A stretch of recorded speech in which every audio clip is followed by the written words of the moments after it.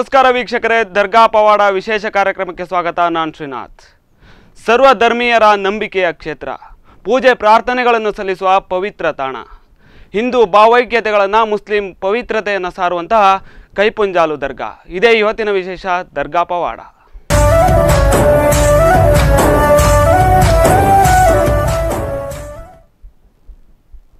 ಪ್ರತಿ ವರ್ಷ ಎಷ್ಟೋ ದೀಪಾವಳಿಗಳು ಬರುತ್ತೆ ಹೋಗುತ್ತೆ. ಪ್ರತಿದಿನ ಸೂರ್ಯ ಉದಯಿಸ್ತಾನೆ, ಅಂತ್ಯವಾಗ್ತಾನೆ. ಅದೇ ರೀತಿ ಕೆಲವು ಸಮಸ್ಯೆಗಳು ಉದಯವಾಗುತ್ತೆ, ಹಾಗೆ ಅಂತ್ಯ ಕಾಣೋದಿಲ್ಲ, ಅದಿನ್ನೂ ಉಲ್ಬಣಿಸ್ತಾನೆ ಹೋಗುತ್ತೆ. ಅದೇ ರೀತಿ ಇತ್ತೀಚಿನ ದಿನಗಳಲ್ಲಿ ಕೋಮುವಾದ ಅಥವಾ ಕೋಮುಗಲಭೆ ಅಂಥದ್ದು ಪ್ರತಿದಿನ ಉಲ್ಬಣಿಸ್ತಾನೆ ಇರುವಂಥದ್ದು. ಆದರೆ ಇದೆಲ್ಲ ಕಾರಣಗಳಿಗೂ ಕೂಡ ಕೋಮುವಾದ ಅಥವಾ ಕೋಮುಗಲಭೆ ಅಂಥದ್ದೇ ಕಾರಣ. ಹಿಂದೂ ಮುಸ್ಲಿಂ ಗಲಾಟೆಗಳಾಗಿರ್ಬೋದು, ಸಾವು ನೋವುಗಳಾಗಿರ್ಬೋದು, ಇಡೀ ದೇಶವನ್ನು ಇತ್ತೀಚೆಗೆ ತತ್ತರಿಸಿರುವಂಥದ್ದು. ಆದರೆ ಮಧ್ಯೆ ಈ ಕೈಪಂಜಾಲು ಅನ್ನೋ ಒಂದು ದರ್ಗಾದ ಬಗ್ಗೆ ಹೇಳೋದಾದರೆ, ಇಲ್ಲಿ ಹಿಂದೂ ಮತ್ತು ಮುಸ್ಲಿಂ ಬಾಂಧವ್ಯತೆ ಅನ್ನೋದು ಇಡೀ ವಿಶ್ವಕ್ಕೆ ಒಂದು ಉದಾಹರಣೆಯಾಗಿರುವಂಥದ್ದು. ಯಾಕೆ ಅಂತಂದರೆ ಅಲ್ಲಿನ ಆಚರಣೆಗಳಾಗಿರ್ಬೋದು, ಪ್ರಾರ್ಥನೆಗಳಾಗಿರ್ಬೋದು, ಪೂಜೆ ಆಗಿರ್ಬೋದು, ಇಡೀ ಹಿಂದೂಗಳಾಗಿ ಮತ್ತು ಮುಸ್ಲಿಂಗಳು ಒಗ್ಗಟ್ಟಿನಲ್ಲೇ ಆಚರಿಸ್ತಾರೆ. ಕೇರಳದಿಂದ ಕೂಡ ಬಂದು ಈ ಒಂದು ಪೂಜೆಯನ್ನು ಮಾಡ್ತಾರೆ. ಈ ಕುರಿತಾದ ಕೆಲವು ಮಾಹಿತಿಗಳು ಇಲ್ಲಿದೆ. ಹಾಗೆಯೇ ಈ ಒಂದು ದರ್ಗಾದ ಬಗ್ಗೆ, ಅಲ್ಲಿನ ಇತಿಹಾಸಗಳ ಬಗ್ಗೆ, ಅಲ್ಲಿನ ಆಚರಣೆಗಳ ಬಗ್ಗೆ ತಿಳಿಸ್ಕೊಡೋದಕ್ಕೆ ನಮ್ಮ ಜೊತೆ ಈ ಕಾರ್ಯಕ್ರಮದಲ್ಲಿ ಭಾಗಿಯಾಗಿದ್ದಾರೆ ಅಬ್ದುಲ್ ಹಮೀದ್ ಅವರು. ಅಬ್ದುಲ್ ಹಮೀದ್ ಮಾಸ್ಟರ್ ಅವರೇ, ಸ್ವಾಗತ ನಿಮಗೆ. ಇವರು ಪುಲಿಪು ಒಂದು ಪ್ರಧಾನ ಕಾರ್ಯದರ್ಶಿ, ಈ ಒಂದು ದರ್ಗಾದ ಪ್ರಧಾನ ಕಾರ್ಯದರ್ಶಿ ಆಗಿದ್ದಾರೆ. ನಮಸ್ಕಾರಗಳು, ಅಸ್ಸಲಾಂ ಅಲೈಕುಂ. ಎಸ್ ಹಮೀದ್ ಅವರೇ, ಹೇಳಿ ಸರ್. ಈ ಒಂದು ದರ್ಗಾದ ಬಗ್ಗೆ ಆಗಿರ್ಬೋದು ಅಥವಾ ಸಫರ್ ಜಿಯಾರತ್ ಎನ್ನುವ ಒಂದು ಆಚರಣೆ ಸಮಾರಂಭಗಳು ಪ್ರತಿ ವರ್ಷ ನಡೆಯುತ್ತೆ. ಇದರ ಕುರಿತಾದ ಒಂದು ಇತಿಹಾಸಗಳೇನು ಮತ್ತು ಸಫರ್ ಜಿಯಾರತ್ ಎನ್ನುವ ಆಚರಣೆಯನ್ನ ಹೇಗೆಲ್ಲ ಆಚರಿಸ್ತಾರೆ? ಸೈಯದ್ ಅರಬಿ ವಲಿಯುಲ್ಲಾ ದರ್ಗಾ ಅಂದರೆ ಭಾಳ ಪ್ರಾಮುಖ್ಯವಾಗಿರುವಂಥ ಒಂದು ದರ್ಗಾ. ಇಲ್ಲಿ ನಾವು ಪ್ರತಿ ವರ್ಷ ಸಫರ್ ಜಿಯಾರತ್ ಸಮಾರಂಭವನ್ನು ಆಚರಿಸ್ತಾ ಬಂದಿದ್ದೇವೆ. ಈ ಸಫರ್ ಎಂಬ ಮಾತಿನ ಅರ್ಥ ಒಂದು ತಿಂಗಳಿನ ಹೆಸರು. ಯಾವ ರೀತಿಯಲ್ಲಿ ನಾವು ಇಂಗ್ಲೀಷ್ನಲ್ಲಿ ಜನವರಿ, ಫೆಬ್ರವರಿ, ಮಾರ್ಚ್ ಅಂತ ಹೇಳ್ತೇವೆ, ಅದೇ ರೀತಿಯಲ್ಲಿ ನಮ್ಮ ಮುಸ್ಲಿಮ್ಸ್ ಕ್ಯಾಲೆಂಡರ್ನಲ್ಲಿ ಅದನ್ನು ಮೊಹರಂ, ಸಫರ್, ರಬಿಯುಲ್ ಅವಲ್ ಅಂತೇಳಿ ನಾವು ಅದನ್ನು ಹೇಳ್ತೇವೆ. ಅದರಲ್ಲಿ ಸಫರ್ ತಿಂಗಳಿನ ಕೊನೆಯ ಬುಧವಾರ, ಅಂದರೆ ಅಮಾವಾಸ್ಯೆಯ ಮೊದಲಿನ ಬುಧವಾರ ನಾವು ಈ ಜಿಯಾರತ್ ಸಮಾರಂಭವನ್ನು ಏರ್ಪಡಿಸಬೇಕು. ಅಂದರೆ ಪ್ರಾಮುಖ್ಯತೆ ಇರೋದು ಆ ಬುಧವಾರಕ್ಕೆ ಮಾತ್ರ.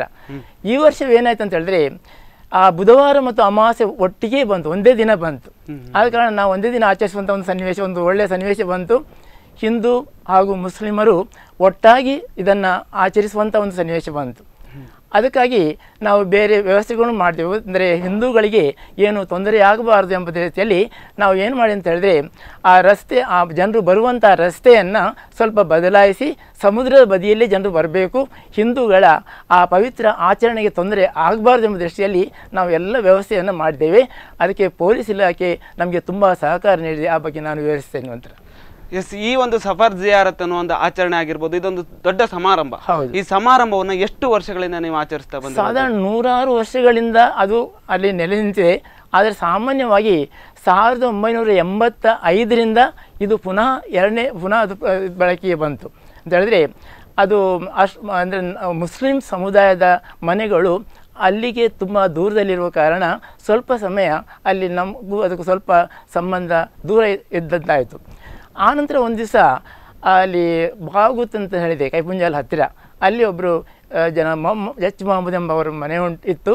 ಆಗ ಅವರಿಗೆ ಕನಸಿನಲ್ಲಿ ಒಂದೆರಡು ದಿವಸ ಬಂದು ಇದರ ಬಗ್ಗೆ ನೀವೇನು ಕಾರ್ಯ ತಗೊಳ್ತಿಲ್ಲ, ಅದರ ಬಗ್ಗೆ ಏನು ಮಾಹಿತಿ ನೀವು ಇದು ಮಾಡೋದಿಲ್ಲ ಅಂತೇಳಿ ಅವರಿಗೆ ಕನಸಿನಲ್ಲಿ ಬಂತು.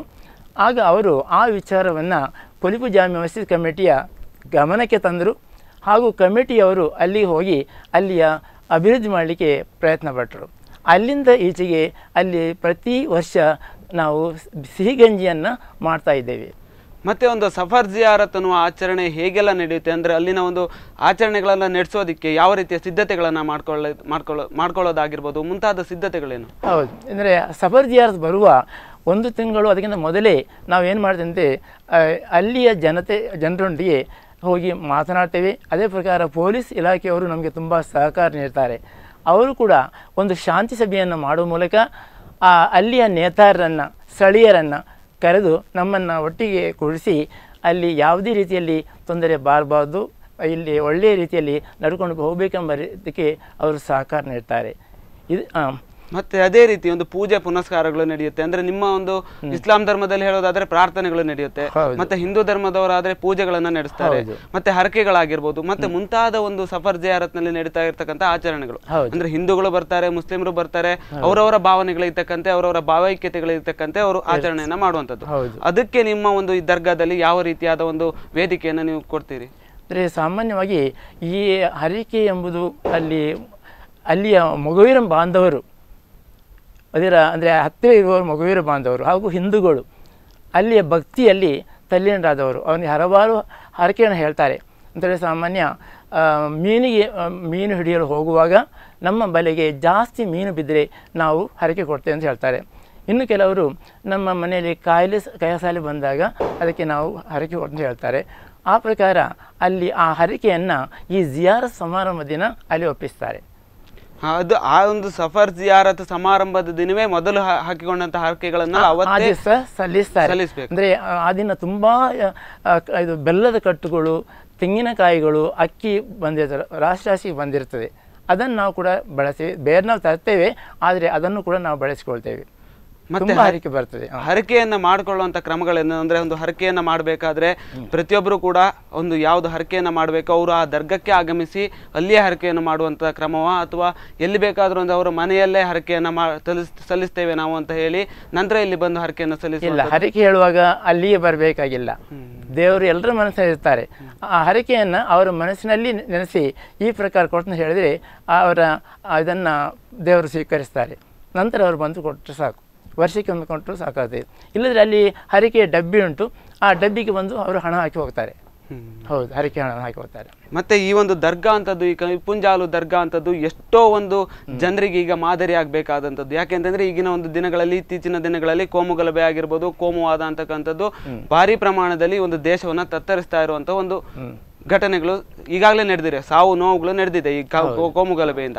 ಈ ಒಂದು ದರ್ಗಾ ಅಂತಕ್ಕಂಥದ್ದು ಮತ್ತು ಅದರ ಇತಿಹಾಸಗಳೇನು? ಈಗಾಗಲೇ ಒಂದು ಹಿಂದೂ ಮತ್ತು ಮುಸ್ಲಿಂ ಭಾವೈಕ್ಯತೆಯನ್ನು ಸಾರುವಂತ ಈ ದರ್ಗಾ, ಇದರ ಒಂದು ಇತಿಹಾಸಗಳೇನು? ದರ್ಗದ ಇತಿಹಾಸ ಅಂದ್ರೆ ಅಲ್ಲಿ ಆ ದರ್ಗಾ ಹೇಗೆ ಉಂಟಾಯ್ತು ಎಂಬುದಾಗಿ ಅಲ್ಲ. ಸಾಮಾನ್ಯವಾಗಿ ಈ ದರ್ಗಾ 100 ವರ್ಷಗಳ ಹಿಂದೆ ಆದದ್ದು. ಅಂದ್ರೆ ಸಾಮಾನ್ಯ ನನ್ನ ತಂದೆಯವರ ಕಾಲ. ಅಂದರೆ ಆ ಕಾಲದಲ್ಲಿ ಅಲ್ಲಿ ಏನಾಗಿತ್ತು ಅಂತ ಹೇಳಿದ್ರೆ, ಆಗ ಒಂದು ಹವ್ಯಾಸ ಇತ್ತು ಜನರಿಗೆ, ರಾತ್ರಿ ಕಾಲದಲ್ಲಿ ಮೀನು ಹಿಡಿಯಲು ಹೋಗುವಂಥದ್ದು.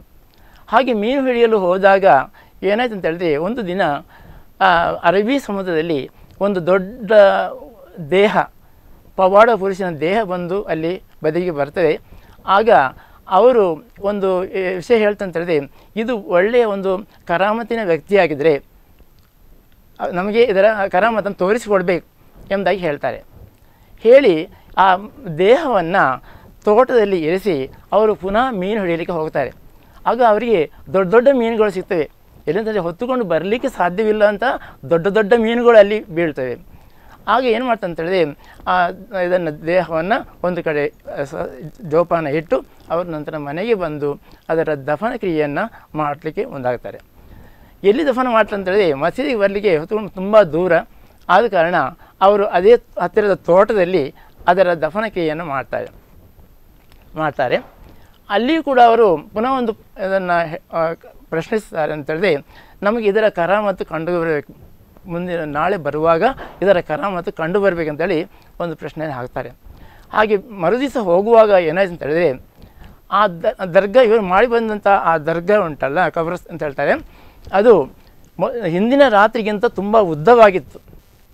ನಂತರ ಅದು ಆ ಸ್ಥಳಕ್ಕಿಂತ ಸ್ವಲ್ಪ ಮೇಲ್ಭಾಗದಲ್ಲಿತ್ತು. ಇದು ನಮ್ಮ ಹಿರಿಯರು ಹೇಳಿದಂಥ ಮಾತು, ಹಿರಿಯರಿಂದ ಹಿರಿಯರಿಗೆ ಆ ಮಾತು ಬಂದಿದೆ. ಆ ರೀತಿಯಲ್ಲಿ ದೊಡ್ಡ ಒಂದು ಕರಾಮತನ್ನೇ ಮಾಡಿ ತೋರಿಸ್ತಾರೆ. ಇದರಿಂದ ಇವರಿಗೆ ತುಂಬ ಆಶ್ಚರ್ಯವಾಗ್ತದೆ. ಆನಂತರ ಮಸೀದಿಯವರು ಒಟ್ಟಾಗಿ ಅಲ್ಲಿ ಒಂದು ದರ್ಗವನ್ನು, ಸರಿಯಾದ ದರ್ಗವನ್ನು ನಿರ್ಮಿಸ್ತಾರೆ. ನಂತರದ ದಿನಗಳಲ್ಲಿ ಹಿಂದೂಗಳು ಕೂಡ ದರ್ಗಕ್ಕೆ ಆಗಮಿಸುವಂಥದ್ದು, ಮತ್ತು ನಿಮ್ಮ ಒಂದು ಇಸ್ಲಾಂ ಧರ್ಮದ ಒಂದು ಆಚರಣೆಗಳಿಗೂ ಕೂಡ ಅವರು ಹಿಂದೂಗಳು ಬಂದು ಆಚರಣೆಗಳನ್ನು ತಮ್ಮದೇ ಆಚರಣೆ ಅಂತಕ್ಕಂಥ ರೀತಿಯಲ್ಲಿ ಅವರು ಆಚರಿಸ್ತಕ್ಕಂಥದ್ದು, ನೀವು ಅವರ ಒಂದು ಭಾವನೆಗಳಿಗೆ ನೀವು ಕೂಡ ಪ್ರೇರೇಪಿತರಾಗಿ ನೀವು ಅವರ ಆಚರಣೆಗಳಿಗೆ ಸಪೋರ್ಟ್ ಮಾಡಿರುವಂಥದ್ದನ್ನೆಲ್ಲ ಕಂಡು ಬರುತ್ತೆ. ನಂತರದ ದಿನಗಳಲ್ಲಿ ನೀವು ಒಂದು ಆ ದರ್ಗವು ಸೃಷ್ಟಿಯಾದದ್ದು ಹೇಗೆ ಅಂದರೆ, ಆ ದರ್ಗಕ್ಕೆ ಒಂದು ಕಟ್ಟಡಗಳನ್ನು ನಿರ್ಮಾಣ ಮಾಡಿದ್ದಾಗಿರ್ಬೋದು, ಆ ದರ್ಗಕ್ಕೆ ಕಟ್ಟಡಗಳನ್ನು ನಿರ್ಮಾಣ ಮಾಡೋದಕ್ಕೆ ಸಹಕಾರಗಳನ್ನು ನೀಡಿರೋರಾಗಿರ್ಬೋದು, ಇವರೆಲ್ಲ ಯಾರು ಮತ್ತು ಇವರ ಹಿಂದಿನ ಕೈವಾಡಗಳೇನು ಮತ್ತು ಹಿಂದಿನ ಶಕ್ತಿಗೆ ಯಾರು ಅಂತ ಕೇಳಿ ನೋಡಿ. ಆ ದರ್ಗದ ಪರಿಸರದಲ್ಲಿದ್ದಂಥ ಜನಗಳು ಇದರ ಬಗ್ಗೆ ಹೆಚ್ಚು ಮಾಹಿತಿ ಉಳ್ಳವರು. ಸಾಮಾನ್ಯವಾಗಿ ಅದರ ಪರಿಸರದಲ್ಲಿ ಜನರು ಹೇಳ್ತಾ ಇದ್ದರು ಅಂತ ಹೇಳಿದ್ರೆ, ಅಲ್ಲಿ ದೀಪದ ದೊಡ್ಡ ದೊಡ್ಡ ಗೊಂಚಲುಗಳು, ಬಣ್ಣ ಬಣ್ಣದ ಗೊಂಚಲುಗಳೇ ಅಲ್ಲಿಗೆ ಬರ್ತಾಯಿತ್ತಂತೆ ದರ್ಗಕ್ಕೆ ರಾತ್ರಿ ಕಾಲದಲ್ಲಿ, ನಡುರಾತ್ರಿಯ ನಂತರ. ಅದೇ ಪ್ರಕಾರ ಅಲ್ಲಿಂದ ಕೂಡ ಕೆಲವು ಗೊಂಚಲುಗಳು ಹೋಗ್ತಾ ಇತ್ತು ಅಂತ ಹೇಳಿದ್ರೆ, ಇಂಥ ದರ್ಗದ ಮಧ್ಯೆ ಒಂದು ರೀತಿಯ ಸಂಬಂಧ ಇತ್ತು ಅವರೊಳಗೆ. ಆ ಒಳ್ಳೆಯ ವ್ಯಕ್ತಿಗಳು ಅವರೊಳಗೆ ಅಲ್ಲಿ ವ್ಯವಹಾರ ಆಗ್ತಾಯಿತ್ತು ಅಂತಾಗಿ ಹೇಳ್ತಾ ಇದ್ದರು. ಅದೇ ರೀತಿಯಲ್ಲಿ ರಾತ್ರಿ ಕಾಲದಲ್ಲಿ ನಮಾಜು ಮಾಡುವಂಥ ಒಂದು ಆವಾಜುಗಳು, ಸಂಖ್ಯೆಗಳು ಅಥವಾ ನೀರು ಅಲುಗಾಡುವ ಸಂದೇಶಗಳು ಜನರಿಗೆ ಕೇಳಿ ಬರ್ತಾಯಿತ್ತು. ಅದನ್ನು ಇಂದಿಗೂ ಹಿರಿಯರು ಹೇಳ್ತಾರೆ. ಅಲ್ಲಿಯ ಹಿರಿಯರ ಹತ್ರ, ಮಗುವಿನ ಹಿರಿಯರ ಹತ್ರ ಹೇಳಿದ್ರೆ ಅವರು ಹೇಳ್ತಾರೆ. ಈ ರೀತಿಯಲ್ಲಿ ಇಂಥ ಒಂದು ಜನರಲ್ಲಿ ಅದು ಪ್ರಚಾರವಾಯಿತು. ಆಗ ಮಗುವಿನ ಬಾಂಧವರು ಅಲ್ಲಿ ಮೀನಿಗೆ ಹೋಗುವಾಗ ಈ ದೊಡ್ಡ ಹರಕೆಗಳನ್ನು ಹೇಳ್ತಾ ಇದ್ದರು, ಮೀನು ಬಿಸಿಕೆ ಇದನ್ನು ಹಾಕಿ ಹೇಳಿದರು. ಆ ಪ್ರಕಾರ ಅದು ಮುಂದುವರಿತಾ ಬಂತು. ಇಂದಿಗೂ ಕೂಡ ಅಲ್ಲಿಯ ಜನರು ತುಂಬ ದರ್ಗದ ಬಗ್ಗೆ ಭಕ್ತಿಯನ್ನು ಹೊಂದಿದ್ದಾರೆ. ಅವರು ಮುಸ್ಲಿಂ ಬಾಂಧವರಿಗಿಂತ ಜಾಸ್ತಿ ಹೊಂದಿದ್ದಾರೆ. ಎಲ್ಲಿ ತನಕ ಅಂತ ಹೇಳಿದ್ರೆ, ನೀವು ಜಿಯಾರತ್ ಮಾಡಿದ್ರೆ ನಾವು ಮಾಡ್ತೇವೆ ಎಂಬ ಒಂದು ಭಾವನೆ ಕೂಡ ಅಲ್ಲಿ ಬಂದಿದೆ. ಅಲ್ಲಿ ತನಕ ಹಿಂದೂ ಮುಸ್ಲಿಂ ಇರುವಂಥ ಒಂದು ಒಳ್ಳೆಯ ಒಂದು ಸೌಹಾರ್ದತೆ ಉಂಟು ಅಲ್ಲಿ. ಎಸ್, ಇದು ಈ ಒಂದು ಸ್ಪಷ್ಟ ಸಂದೇಶ ಅಂತಕ್ಕಂಥದ್ದು ಇಡೀ ದೇಶಕ್ಕೆ ಬೇಕಾಗಿರುವಂಥ ಸಂದೇಶ. ಯಾಕೆ ಅಂತಂದ್ರೆ ಇತ್ತೀಚಿನ ದಿನಗಳಲ್ಲಿ ಹಿಂಸಾಚಾರಗಳು, ಕೋಮು ಗಲಭೆಗಳು ಎಲ್ಲ ನಡೀತಾ ಇರುವಂಥದ್ದು ಯಾವುದೋ ಒಂದು ಮನಸ್ಥಿತಿಯ ಒಂದು ಆಧಾರದ ಮೇಲೆ, ಎಲ್ಲೋ ಒಂದ್ ಕಡೆ ತಪ್ಪುಗಳನ್ನು ಹುಡುಕುವಂಥ ಆಧಾರದ ಮೇಲೆ, ಮತ್ತೆ ಧರ್ಮಗಳ ನಡುವೆಯೇ ಈಗ ತಪ್ಪುಗಳು ಆಗ್ತಾ ಇರ್ತಕ್ಕಂಥದ್ದು ಅನ್ನೋ ಮನೋಭಾವದ ಮೇಲೆ ಕೋಮು ಗಲಭೆ ಆಗ್ತಾ ಇರ್ತಕ್ಕಂಥದ್ದು. ಆದ್ರೆ ಈ ಒಂದು ದರ್ಗಾ, ಈ ಕೈಪುಂಜಾಲು ದರ್ಗಾ ಏನಿದೆ, ನಿಮ್ಮ ದರ್ಗಾ, ಇಲ್ಲಿನ ಒಂದು ಸಂದೇಶಗಳೇನಿದೆ, ಹಿಂದೂ ಮತ್ತು ಮುಸ್ಲಿಂ ಭಾವೈಕ್ಯತೆಗಳ ಸಂದೇಶ ಏನಿದೆ, ಅದು ಎಲ್ಲರಿಗೂ ಕೂಡ ಮುಟ್ಟಬೇಕಾದಂಥದ್ದು. ಯಾಕೆ ಅಂತಂದ್ರೆ ದೇವನೊಬ್ಬ ನಾಮ ಹಲವು ಅಂತ ಹೇಳ್ತಾನೆ. ಅಂದ್ರೆ ರಾಮ ಮತ್ತೆ ಇಸ್ಲಾಂ ಧರ್ಮದ ಅಲ್ಲಾ ಆಗಿರ್ಬೋದು, ಕ್ರಿಶ್ಚಿಯನ್ ಧರ್ಮದ ಯೇಸು ಆಗಿರ್ಬೋದು, ಪ್ರತಿಯೊಬ್ಬನು ನಾನೇ ಅಂತಕ್ಕಂಥ ಮಾತುಗಳನ್ನು ಹೇಳ್ತಾನೆ. ನಾನು ಇರುವುದೇ ಎಲ್ಲರೊಟ್ಟಿಗೂ ಇದ್ದೇನೆ, ನಾನು ಒಬ್ಬನೇ ದೇವರು ಅಂತಕ್ಕಂಥ ಮಾತುಗಳನ್ನ ಆ ದೇವರೇ ಹೇಳಿರುವಂಥದ್ದು.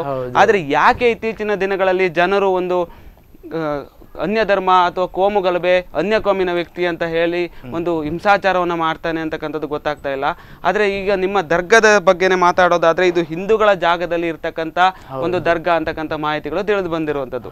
ಮತ್ತೆ ಈ ಒಂದು ಭಾವನೆಗಳು ಎರಡು ಒಂದೇ ಆಗಿದೆ. ನಿಮ್ಮ ಒಂದು ಹಿಂದೂಗಳ ಭಾವನೆಗಳಾಗಿರ್ಬೋದು, ಮುಸ್ಲಿಂ ಭಾವನೆಗಳಾಗಿರ್ಬೋದು, ಈ ದರ್ಗದ ವ್ಯಾಪ್ತಿಯಲ್ಲಿ ಒಳಪಡೋದಾದ್ರೆ ಒಂದೇ ಆಗಿರುವಂಥದ್ದು. ಆದ ಕಾರಣದಿಂದ ಹಿಂದೂಗಳೇ ಈ ಒಂದು ದರ್ಗಕ್ಕೆ ಜಮೀನನ್ನ ನೀಡಿದ್ದಾರೆ ಅಂತಕ್ಕಂಥ ಮಾಹಿತಿಗಳಿದೆ. ಅವರು ಯಾವ ರೀತಿಯಲ್ಲಿ ನಿಮ್ಮ ಒಂದು ದರ್ಗವನ್ನ ನಿರ್ಮಾಣಕ್ಕಾಗಿರ್ಬೋದು ಅಥವಾ ಅಭಿವೃದ್ಧಿಗಾಗಿರ್ಬೋದು ಯಾವ ರೀತಿ ಅವರು ಕೂಡ ಸಹಾಯವನ್ನು ಮಾಡಿದ್ದಾರೆ? ದೇವನೊಬ್ಬ ನಾಮ ಹಲವು ಅಂತ ಹೇಳ್ತಾರೆ ಅಲ್ವಾ. ಸರ್ವೇ ಜನ ಸುಖಿನೋ ಭವಂತು ಅಂತ ಹೇಳ್ತಾರೆ ನಮ್ಮ ಹಿರಿಯರು. ಅಂತೇಳಿದ್ರೆ ಎಲ್ಲರೂ ಸುಖವಾಗಿರಬೇಕು. ಆ ರೀತಿಯಲ್ಲಿ ತಿಳಿದವರು ಯಾರು ಕೂಡ ಇಂತಹ ಒಂದು ಮನೋಭಾವನೆ ಒಳ್ಳೆಯ ರೀತಿಯಲ್ಲಿ ಇರುವಂಥ ಒಂದು ಅಪೇಕ್ಷೆ ಮಾಡ್ತಾರೆ. ಇಲ್ಲಿ ನಾವು ಕೈಪುಂಜಾಲ್ನಲ್ಲಿ, ಕಾಪು ಕೈಪುಂಜಾಲ್ ಈ ಪರಿಸರದಲ್ಲಿ ಜನರಲ್ಲಿ ನಾವು ಹಿಂದೂ ಹಾಗೂ ಮುಸ್ಲಿಮರಲ್ಲಿ ಬಾಂಧವ್ಯವನ್ನು ಕಾಣ್ತೇವೆ. ಆ ಬಾಂಧವ್ಯಕ್ಕೆ ಒಂದು ಸಾಕ್ಷಿ ಎಂಬುದೇ ನಿನ್ನೆಯ ಒಂದು ಜಿಯಾರತ್ ಸಮಾರಂಭ. ಅಲ್ಲಿ ಬಂದವರು, ಅಲ್ಲಿ ಹಿಂದೂ ಮುಸ್ಲಿಮರು ಯಾವ ರೀತಿಯಲ್ಲಿ ಭಾವನೆಯಲ್ಲಿ ಇದ್ದರು ಎಂಬುದು. ತುಂಬ ಸಾವಿರಾರು ಮಂದಿ, ಕಮ್ಮಿ ಅಂದರೆ ಒಂದು 10,000 ಮಂದಿ ನಿನ್ನೆ ಬಂದಿದ್ದರು ಅಲ್ಲಿಗೆ ಜಿಯಾರತ್ ಮಾಡಲಿಕ್ಕೆ. ಈ ಸನ್ನಿವೇಶದಲ್ಲಿ ಅಲ್ಲಿಯ ಮನೆಗಳು ಹಿಂದೂಗಳ ಮನೆಗಳಿತ್ತು. ಅವರಿಂದ ಇವರಿಗೆ ಏನೂ ಒಂದು ತೊಂದರೆ ಕೂಡ ಆಗಿರಲಿಲ್ಲ. ಅವರು ಏನಕ್ಕೆ ಸಪೋರ್ಟಾಗಿ ಇದ್ದಾರೆ ವಿನ ಅವ್ರಿಗೆ ಏನು ತೊಂದರೆ ಕೂಡ ಆಗಿರಲಿಲ್ಲ. ಅಲ್ಲಿ ಸಾಮಾನ್ಯ ಕೆಲವೊಂದು ಸಂಘಟನೆಗಳು ಇದೆ, ಅಥವಾ ಒಂದು ಜಾಲಿ ಫ್ರೆಂಡ್ಸ್ ಅಂತಂದು ಒಂದು ಮಗುವೀರ ಸಂಘಟನೆ ಉಂಟು. ಅದೇ ಪ್ರಕಾರ ಮಗುವೀರ ಸಭಾ ಉಂಟು, ಮತ್ತು ವೀರಮಾರುತಿ ಭಜನಾ ಮಂಡಳಿ ಉಂಟು, ವ್ಯಾಯಾಮ ಶಾಲೆ ಉಂಟು. ಇವರೆಲ್ಲರೂ ಕೂಡ ನಮಗೆ ಕೈಗೊಟ್ಟು ಸಹಕರಿಸ್ತಾ ಇದ್ದಾರೆ ಅಂತೇಳಿದರೆ ಈ ಕಾರ್ಯಕ್ರಮಕ್ಕೆ ಅವರೆಲ್ಲರ ಸಹಕಾರ ಉಂಟು, ನಮಗೆ ಸಹಕಾರ ಮಾಡ್ತಾರೆ. ಎಲ್ಲಿ ತನಕ ಅಂತ ಹೇಳಿದ್ರೆ, ಆ ಗಂಜಿ ಮಾಡುವಂಥ ಸ್ಥಳ ಉಂಟು. ಅವರು ಹೋಗಿ ನಾವು ಮಾತನಾಡಿದಾಗ ಅವರು ಹೇಳ್ತಾರೆ, ನೀವು ಗಂಜಿಯನ್ನು ಮಾಡಿ, ಪ್ರತಿ ವರ್ಷ ಮಾಡ್ತೀರಲ್ವ, ದೇವರ ಸ್ಥಳ, ಅದಕ್ಕೆ ನಾವೇನು ಆಕ್ಷೇಪ ಮಾಡೋದಿಲ್ಲ, ನೀವು ಗಂಜಿಯನ್ನು ನಿರಾತಂಕವಾಗಿ ಮಾಡಿ ಹೇಳ್ತಾರೆ. ಸದಾ ನನಗೆ ಬಂದ ಅನುಭವ. ಅದೇ ರೀತಿಯಲ್ಲಿ ಇದನ್ನು ವಿದ್ಯುತ್ತನ್ನು, ಕರೆಂಟ್ನ ಬಗ್ಗೆ ಹೇಳಿದಾಗ ನೀವು ಕರೆಂಟನ್ನು ಬಳಸಿ ಅಂತ ಹೇಳ್ತಾರೆ. ಅದೇ ರೀತಿ ನೀರು, ಬೇಕಾದಷ್ಟು ನೀರನ್ನು ಕೊಡ್ತಾರೆ. ಆದ ಕಾರಣ ಜಿಯಾರತ್ ಸಮಾರಂಭಕ್ಕೆ ನಮಗೆ ಯಾವುದೇ ರೀತಿಯ ತೊಡಕು ಉಂಟಾಗಲಿಲ್ಲ. ಅದೇ ರೀತಿ ಆದ ಕಾರಣ ನಾವು ಹೇಳ್ಬೋದು, ಅಲ್ಲಿ ನಮಗೆ ಸಂಪೂರ್ಣ ಒಂದು ರೀತಿಯ ಸಾಮ್ಯತೆ, ನಮಗೆ ಒಂದು ಸಂಪೂರ್ಣ ಸಹಕಾರ ಅಲ್ಲಿ ಸಿಕ್ಕಿದೆ ಎಂಬುದಾಗಿ ನೇರವಾಗಿ ನಾವು ಹೇಳ್ಬೋದು. ಅದರಲ್ಲೂ ನೀವು ಏನು ಹೇಳಿದ್ರಿ, ಈಗ ಮೊಗವೀರ ಬಾಂಧವರು ನಮಗೆ ಭಾರಿ ಪ್ರಮಾಣದಲ್ಲಿ ಸಹಾಯವನ್ನ ಮಾಡಿದ್ದಾರೆ ಮತ್ತೆ ಸಹಕಾರವನ್ನು ನೀಡಿದ್ದಾರೆ ಅಂತಕ್ಕಂಥ ಮಾತುಗಳನ್ನ ಹೇಳಿದ್ರಿ. ಅಂದ್ರೆ ಪರ್ಟಿಕ್ಯುಲರ್ ಆಗಿ ಅವ್ರ ಬಗ್ಗೆನೇ ಕೇಳ್ತಾ ಇರುವಂತದ್ದು, ಮೊಗವೀರ ಬಾಂಧವರು ನಿಮ್ ಜೊತೆ ಹೇಗೆ ಒಂದು ನಿಮ್ಮ ಸಹಕಾರದಲ್ಲಿ ನಿಮ್ಮ ಆಚರಣೆಗಳ ಜೊತೆ ಮೊದಲಿಂದ ಸುಮಾರು 2 ಶತಮಾನಗಳ ಹಿಂದಿನಿಂದ ಈ ದರ್ಗಾ ಇರ್ತಕ್ಕಂಥದ್ದು, ಅಲ್ಲಿಂದಲೂ ಕೂಡ ಮೊಗವೀರ ಬಾಂಧವರು ಯಾವ ರೀತಿ ನಿಮ್ ಜೊತೆ ಇದ್ದಾರೆ? ಅದು ನಮಗೆ ಮೊನ್ನೆ ಒಂದು ವಿಷಯ ಅಂತೇಳಿ, ನಾವು ಪೊಲೀಸ್ ಡಿಪಾರ್ಟ್ಮೆಂಟ್ನಲ್ಲಿ ಸರ್ಕಲ್ ಇನ್ಸ್ಪೆಕ್ಟರ್ ಹಾಗೂ ಇನ್ನಿತರ ಪೊಲೀಸ್ ಅಧಿಕಾರಿಗಳು ನಮ್ಮನ್ನು ಕರೆದಿದ್ದರು. ಅಲ್ಲಿಗೆ ಎಲ್ಲ ಹಿಂದೂ ಬಾಂಧವಗಳು, ಅಲ್ಲಿಯ ಪರಿಸರದ ಹಿಂದೂ ಬಾಂಧವಗಳು ಬಂದಿದ್ದರು. ಅದೇ ರೀತಿ ಅಲ್ಲಿಯ ಮೊಗವೀರ ನೇತಾರರು ಬಂದಿದ್ದರು. ಅವರು ಎಲ್ಲರೂ ಕೂಡ ಮಾತನಾಡುವಾಗ ನಮಗೆ ಸಪೋರ್ಟಿವಾಗಿ ಮಾತನಾಡಿದ್ದಾರೆ. ಮಾಡಿಸಿ ಅದನ್ನು ಯಾವುದೇ ನಾವು ನಿಮಗೆ ಏನು ಸಪೋರ್ಟ್ ಬೇಕು ಎಂದು ನಮಗೆ ಹೇಳಿದ್ದಾರೆ. ಈ ವರ್ಷ ಅಂತೇಳಿ ಪ್ರತಿ ವರ್ಷ ಕೂಡ ನಾವು ಈಗ ಹಲವಾರು ವರ್ಷದಿಂದ ಮಾಡ್ತಾ ಇದ್ದೇವೆ. ಆಗ ಪ್ರತಿ ಸಲ ಕೂಡ ನಾವು ಹೋದಾಗ ನಮಗೆ ಯಾವ ರೀತಿ ಸಹಾಯ ಬೇಕು ಅಂತ ಅವರೇ ಕೇಳಿ ನಮಗೆ ಸಹಾಯ ಮಾಡಿದ್ದಾರೆ. ಆ ಕಾರಣ ಅವರಿಂದ ಏನು ನಮಗೇನು ಪ್ರಾಬ್ಲಮ್ ಆಗಲಿ. ಈ ಇದರ ಪ್ರತಿ ಸಂಘಟನೆ ಆಗಿರಲಿ, ಮೊಗವೀರ ಬಾಂಧವರಾಗಲಿ, ಎಲ್ಲರೂ ಕೂಡ ನಮಗೆ ತುಂಬ ಸಹಕಾರ ಕೊಟ್ಟಿದ್ದಾರೆ ಎಂಬುದನ್ನು ನಾವು ದೃಢವಾಗಿ ನಾನು ಹೇಳಬಲ್ಲೆ ಆ ವಿಷಯದಲ್ಲಿ. ಮತ್ತೆ ಈ ಒಂದು ಹಿಂದೂಗಳ ಒಂದು ಭಾವೈಕ್ಯತೆ ಆಗಿರ್ಬೋದು, ಮುಸ್ಲಿಮ್ನ ಒಂದು ಭಾವೈಕ್ಯತೆ ಆಗಿರ್ಬೋದು, ಈ ದರ್ಗಾಕ್ಕೆ ಇದುವರೆಗೆ ಯಾವುದೇ ರೀತಿಯಾದ ಒಂದು ತೊಡಕನ್ನು ಇದುವರೆಗೆ ಕೂಡ ಉಂಟು ಮಾಡಲಿಲ್ಲ. ಅಂದ್ರೆ ನಿಮ್ಮ ಆಚರಣೆಗಳಾಗಿರ್ಬೋದು, ಅವರ ಒಂದು ಆಚರಣೆಗಳಾಗಿರ್ಬೋದು, ನಿಮ್ಮ ಒಂದು ಪ್ರಾರ್ಥನೆಗಳಾಗಿರ್ಬೋದು, ಅವರ ಪೂಜೆ ಆಗಿರ್ಬೋದು, ಇಂಥದ್ದೆಲ್ಲ ತುಂಬಾ ಆಚರಣೆಗಳು ಬರುತ್ತೆ. ಒಂದು ಪೂಜಾ ವಿಧಾನ ಅಂತಂದ್ಮೇಲೆ ತುಂಬಾ ಆಚರಣೆಗಳು ಬರುತ್ತೆ. ಅಂತ ಸಂದರ್ಭದಲ್ಲಿ ನಿಮ್ಮ ದರ್ಗಕ್ಕೆ ಯಾವುದೇ ರೀತಿಯಾದ ಒಂದು ತೊಡಕುಗಳು ಉಂಟಾಗಲಿಲ್ಲ. ಒಂದೊಮ್ಮೆ ಕೆಲವೊಮ್ಮೆ ಆ ದರ್ಗಾದ ಹತ್ತಿರ ಏನಾದ್ರು ಪ್ರಾಬ್ಲಮ್ ಆದರೆ, ಒಮ್ಮೆ ಅಲ್ಲಿ ಯಾರೋ ಬಂದು ಕೆಲವರು ರಾತ್ರಿ ಕಾಲದಲ್ಲಿ ಸ್ವಲ್ಪ ಇದನ್ನು ಗಲಾಟೆ ಮಾಡಿದರು ಎಂಬುದಾಗಿ, ಏನೋ ರಾತ್ರಿ ಕಾಲದಲ್ಲಿ ಬಂದು ಕುಡಿದಿರ್ಬೋದು ಏನೋ ಗಲಾಟೆ ಮಾಡಿದರು ಎಂಬ ವಿಚಾರ ಅಲ್ಲಿ ನಮಗೆ ಗೊತ್ತಿರಲಿಲ್ಲ. ಯಾಕಂತೇಳಿದ್ರೆ ದರ್ಗಕ್ಕೂ ನಮ್ಮ ಮುಸ್ಲಿಂ ಸಮುದಾಯದ ಮನೆಗೂ ಸಾಧಾರಣ ಒಂದು 3-4 ಕಿಲೋಮೀಟರ್ ದೂರ ಉಂಟು. ಹಾಗಾಗಿ ನಮಗೆ ಅದಕ್ಕಾಗಿಯೇ ಹೋಗಲಿಕ್ಕೆ ಸ್ವಲ್ಪ ಕಷ್ಟ. ಆದ ಕಾರಣ ನಾವು ಏನು ಮಾಡಿದ್ದೇವೆ ಅಂತ ಹೇಳಿದ್ರೆ, ಅಲ್ಲಿಗೆ ಒಬ್ಬ ಗುರುಗಳನ್ನು ಪ್ರತಿ ಬುಧವಾರ ಹೋಗಿ ನೀವು ಅಲ್ಲಿ ಜಿಯಾರತ್ ಮಾಡಿ ಬನ್ನಿ, ಅಲ್ಲಿ ಬಂದು ಅವರಿಗೆ ಸ್ವಲ್ಪ ಪ್ರಾರ್ಥನೆ ಮಾಡಿ ಅಂತ ಹೇಳ್ತಾ ಇದ್ದೆವು. ಹೋಗಿ ಬರ್ತಾರೆ ಅವರು. ಆದರೆ ಈ ಒಂದು ಕೆಲವೊಮ್ಮೆ ರಾತ್ರಿ ಕಾಲದಲ್ಲಿ ಏನಾದರೂ ತೊಂದರೆ ಆದಾಗ ಅಲ್ಲಿ ಆ ಸುದ್ದಿಯನ್ನು ಅವರು ಮೊಗವೀರ ಬಾಂಧವರೇ ನಮಗೆ ಮಸೀದಿಗೆ ಮುಟ್ಟಿಸಿದ್ದಾರೆ. ಆನಂತರ ನಾವು ಅಲ್ಲಿ ಹೋಗಿ ನೋಡಿದಾಗ ಅಂಥದ್ದೇನೂ ಆಗಲಿಲ್ಲ. ಮತ್ತು ಅಲ್ಲೇನು ತೊಂದರೆ ಅವರು ಅದಕ್ಕೇನು ತೊಂದರೆ ಮಾಡಿರಲಿಲ್ಲ. ಏನೋ ಬಂದು ರಾತ್ರಿ ಹೋಗೋದಲ್ಲಿ ಅಲ್ಲಿ ಮನೆಗೆ ಏನೋ ಹೋಗಿರ್ಬೋದು, ಏನು ತೊಂದರೆ ಮಾಡಿ ಎಂಬ ವಿಷಯ ನಮ್ಮ ಗಮನಕ್ಕೆ ಬಂತು. ಆದ ಕಾರಣ ಏನಾದರೂ ಕೂಡ ನಮಗಿಂತ ಜಾಸ್ತಿ ಅವರು ಅದರ ಬಗ್ಗೆ ನಿಗಾ ವಹಿಸ್ತಾರೆ. ಅಂದ್ರೆ ಅಲ್ಲಿ ಆ ಒಂದು ಸುತ್ತಮುತ್ತಲ ಪ್ರದೇಶ ಆಗಿರ್ಬೋದು, ಆ ದರ್ಗಾದ ಒಂದು ಸುತ್ತಮುತ್ತಲ ಪ್ರದೇಶದಲ್ಲಿ ಇರ್ತಕ್ಕಂಥದ್ದು ಮುಸ್ಲಿಂ ಬಾಂಧವರಿಗಿಂತ ಹಿಂದೂ ಬಾಂಧವರೇ ಜಾಸ್ತಿ. ಅವರು ನಿಮ್ಮ ಎಲ್ಲ ಒಂದು ಕೆಲಸಗಳಿಗೆ ಆಗಿರ್ಬೋದು ಅಥವಾ ಅವರ ಕೆಲಸಗಳಿಗೆ ನೀವು ಆಗಿರ್ಬೋದು ಪ್ರತಿಯೊಬ್ಬರು ಸಹಕಾರದಿಂದ ಇದ್ದೀರಿ ಅಂತಕ್ಕಂಥ ಮಾತುಗಳನ್ನು ನೀವು 100% ಜನ ಹಿಂದೂಗಳೇ. 100% ಅಂದರೆ ಮುಸ್ಲಿಂ ಮನೆಯಲ್ಲಿ ಒಂದು ಇಲ್ಲ ಸದ್ಯಕ್ಕೆ. ಹೌದು, ಅದರಲ್ಲಿ ಕೂಡ ಒಂದು 70% ಇವರು ಮೊಗವೀರ ಬಾಂಧವರು. ಆಮೇಲೆ ಉಳಿದ ಹಿಂದೂಗಳಿದ್ದಾರೆ, ಬ್ರಾಹ್ಮಣರಿದ್ದಾರೆ ಮತ್ತು ಉಳಿದ ಸಮುದಾಯ ಇದ್ದಾರೆ. ನಿನ್ನೆ ಸಮುದಾಯ ನಾನು ನೋಡ್ತೇನೆ, ಹಲವರು ಬ್ರಾಹ್ಮಣರು ಕೂಡ ಬಂದು, ಬ್ರಾಹ್ಮಣ ಹೆಂಗಸರು ಕೂಡ ಬಂದು ಅಲ್ಲಿ ಹರಕೆಯನ್ನು ಸಲ್ಲಿಸಿದ್ದಾರೆ. ಅಂತ ಹೇಳಿದ್ರೆ ಆ ಎಲ್ಲ ಧರ್ಮದವರಿಗೂ ಅದು ತುಂಬ ಭಕ್ತಿಯ ಸ್ಥಳ ಒಂದು ಮನೋಭಾವನೆ ಅವರಲ್ಲಿ ಉಂಟು. ಹೌದು. ಮತ್ತೆ ಇನ್ನು ಹೇಳೋದಾದ್ರೆ ಸುಮಾರು 2.5 ಶತಮಾನಗಳ ಹಿಂದೆ ಆದಂತ ದರ್ಗಾ ಇದು. ಅಂದ್ರೆ ನಿಮ್ಮ ಒಂದು ಪೂರ್ವಜರ ಕಾಲದಿಂದಲೂ ಕೂಡ ಅಲ್ಲಿ ಹರಕೆಗಳಾಗಿರ್ಬೋದು ಮತ್ತೆ ಮುಂತಾದ ಪವಾಡಗಳು ನಡೆದು ಬಂದಿದೆ ಅಂತಕ್ಕಂಥ ಮಾಹಿತಿಯನ್ನು ಹೇಳ್ತಾರೆ. ಆದ್ರೆ ಪವಾಡಗಳ ವಿಷಯಕ್ಕೆ ಬಂದಾಗ ಯಾವ ರೀತಿಯಲ್ಲ ಪವಾಡಗಳು ಈ ಒಂದು ದರ್ಗಾದಲ್ಲಿ ನಡೆದಿರುವಂತದ್ದು? ಅದೇ ವಿಚಾರ ನಾನು ಹೇಳಿ ಪವಾಡ ವಿಷಯ ಹಾಗೆ ಹೇಳಿದ್ದೇನೆ. ಅಂದ್ರೆ ರಾತ್ರಿ ಕಾಲದಲ್ಲಿ ಕಾಣುವಂಥದ್ದು, ಆ ಒಂದು ಸ್ಥಾಪನೆಯಾದ ನಂತರ ಅದನ್ನ ಬಿಟ್ಟು ನಂತರದ ದಿನಗಳಲ್ಲಿ ಏನಾದರೂ ಪವಾಡಗಳು ನಡೆದಿರುವಂಥದ್ದು? ಪವಾಡ ಅಂತ ಹೇಳಿದ್ರೆ ಅದೇ ನಾನು ಹೇಳಿದೆ, ರಾತ್ರಿ ಕಾಲದಲ್ಲಿ ನಮಾಜು ಮಾಡುವಂಥ ಒಂದು ಸನ್ನಿವೇಶ. ನೀರು ಅಲ್ಲಿ ಅಂದರೆ ನಾವು ನಮಾಜ್ ಮಾಡಬೇಕು, ಮೊದಲು ವಜು ಮಾಡುವ ಕ್ರಮ ಉಂಟು. ಅಲ್ಲಿ ವಜು ಮಾಡುವಂಥ ಒಂದು ಸನ್ನಿವೇಶಗಳು ಹೊರಗಿನ ಹತ್ತಿರದ ಮನೆಯವರಿಗೆ ಹೇಳ್ತಾ ಇತ್ತಂತೆ, ನಮಾಜ್ ಮಾಡೋದು ವಿಷಯ ಕೇಳ್ತಾ ಇತ್ತು. ಇದು ಸಾಮಾನ್ಯವಾಗಿ ಅಲ್ಲಿ ಕಂಡು ಒಂದು ಮೇನ್ ನಿದರ್ಶನ. ಅಂದರೆ ಅಲ್ಲಿ ನಮ್ಮ ಧರ್ಮದಲ್ಲಿ ನಮಾಜು ಒಂದು ಪ್ರಧಾನ ವಿಷಯ, ಅದು ವಿಷಯದಲ್ಲಿ ಕಂಡು ಬರ್ತಾ ಇತ್ತು.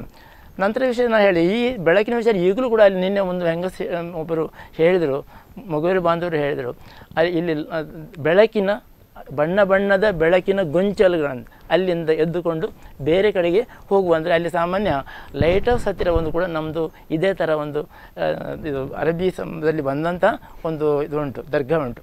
ಇಲ್ಲಿಂದ ಅಲ್ಲಿಗೆ ಹೋಗುವಂಥದ್ದು, ಅಲ್ಲಿಂದ ಇಲ್ಲಿಗೆ ಬರುವಂಥದ್ದು, ಇದು ತುಂಬ ಮಂದಿ ಕಂಡವರಿದ್ದಾರೆ ನಡುರಾತ್ರಿಯ ನಂತರ. ನಮ್ಮ ತಂದೆಯವರು ಕೂಡ ಆ ಬಗ್ಗೆ ಹೇಳಿದ್ದಾರೆ. ಹೌದು, ಈ ವಿಚಾರದಲ್ಲಿ ಅಂತೂ ಇದೆಲ್ಲ ಸಾಮಾನ್ಯ, ಅದು ಅಲ್ಲಿಯ ಕಾರಣಿಕ ಉಂಟು ಎಂಬುದಕ್ಕೆ ಕೆಲವೊಂದು ನಿದರ್ಶನ ಅಂತ ಹೇಳ್ಬೋದು. ಹೌದು, ಈ ಪ್ರಕಾರ ಈಗಲೂ ಕೂಡ ಅಂದರೆ ನಮಗೆ ಅಲ್ಲಿ ಸಂಪೂರ್ಣ ಮಾಹಿತಿಗೆ ನಮ್ಮ ಹತ್ತಿರ ಯಾರು ಮುಸ್ಲಿಂ ಮನೆಗಳು ಇಲ್ಲ. ನಿಮ್ಮ ಹತ್ರ ಮಾತಾಡ್ತೀನಿ. ಎಸ್, ಎಲ್ಲ ಧರ್ಮದ ಒಂದು ಭಾವೈಕ್ಯತೆ ಸಂಕೇತವಾಗಿರುವಂತಹ ಕೈಪುಂಜಾಲು ದರ್ಗಾದ ಬಗ್ಗೆ ಮಾತನಾಡೋದಕ್ಕೆ ಇನ್ನೂ ತುಂಬ ಬಾಕಿ ಇದೆ. ಅದಕ್ಕೂ ಮುನ್ನ ದರ್ಗಾ ಪವಾಡದಲ್ಲಿ ಚಿಕ್ಕದೊಂದು ವಿರಾಮ.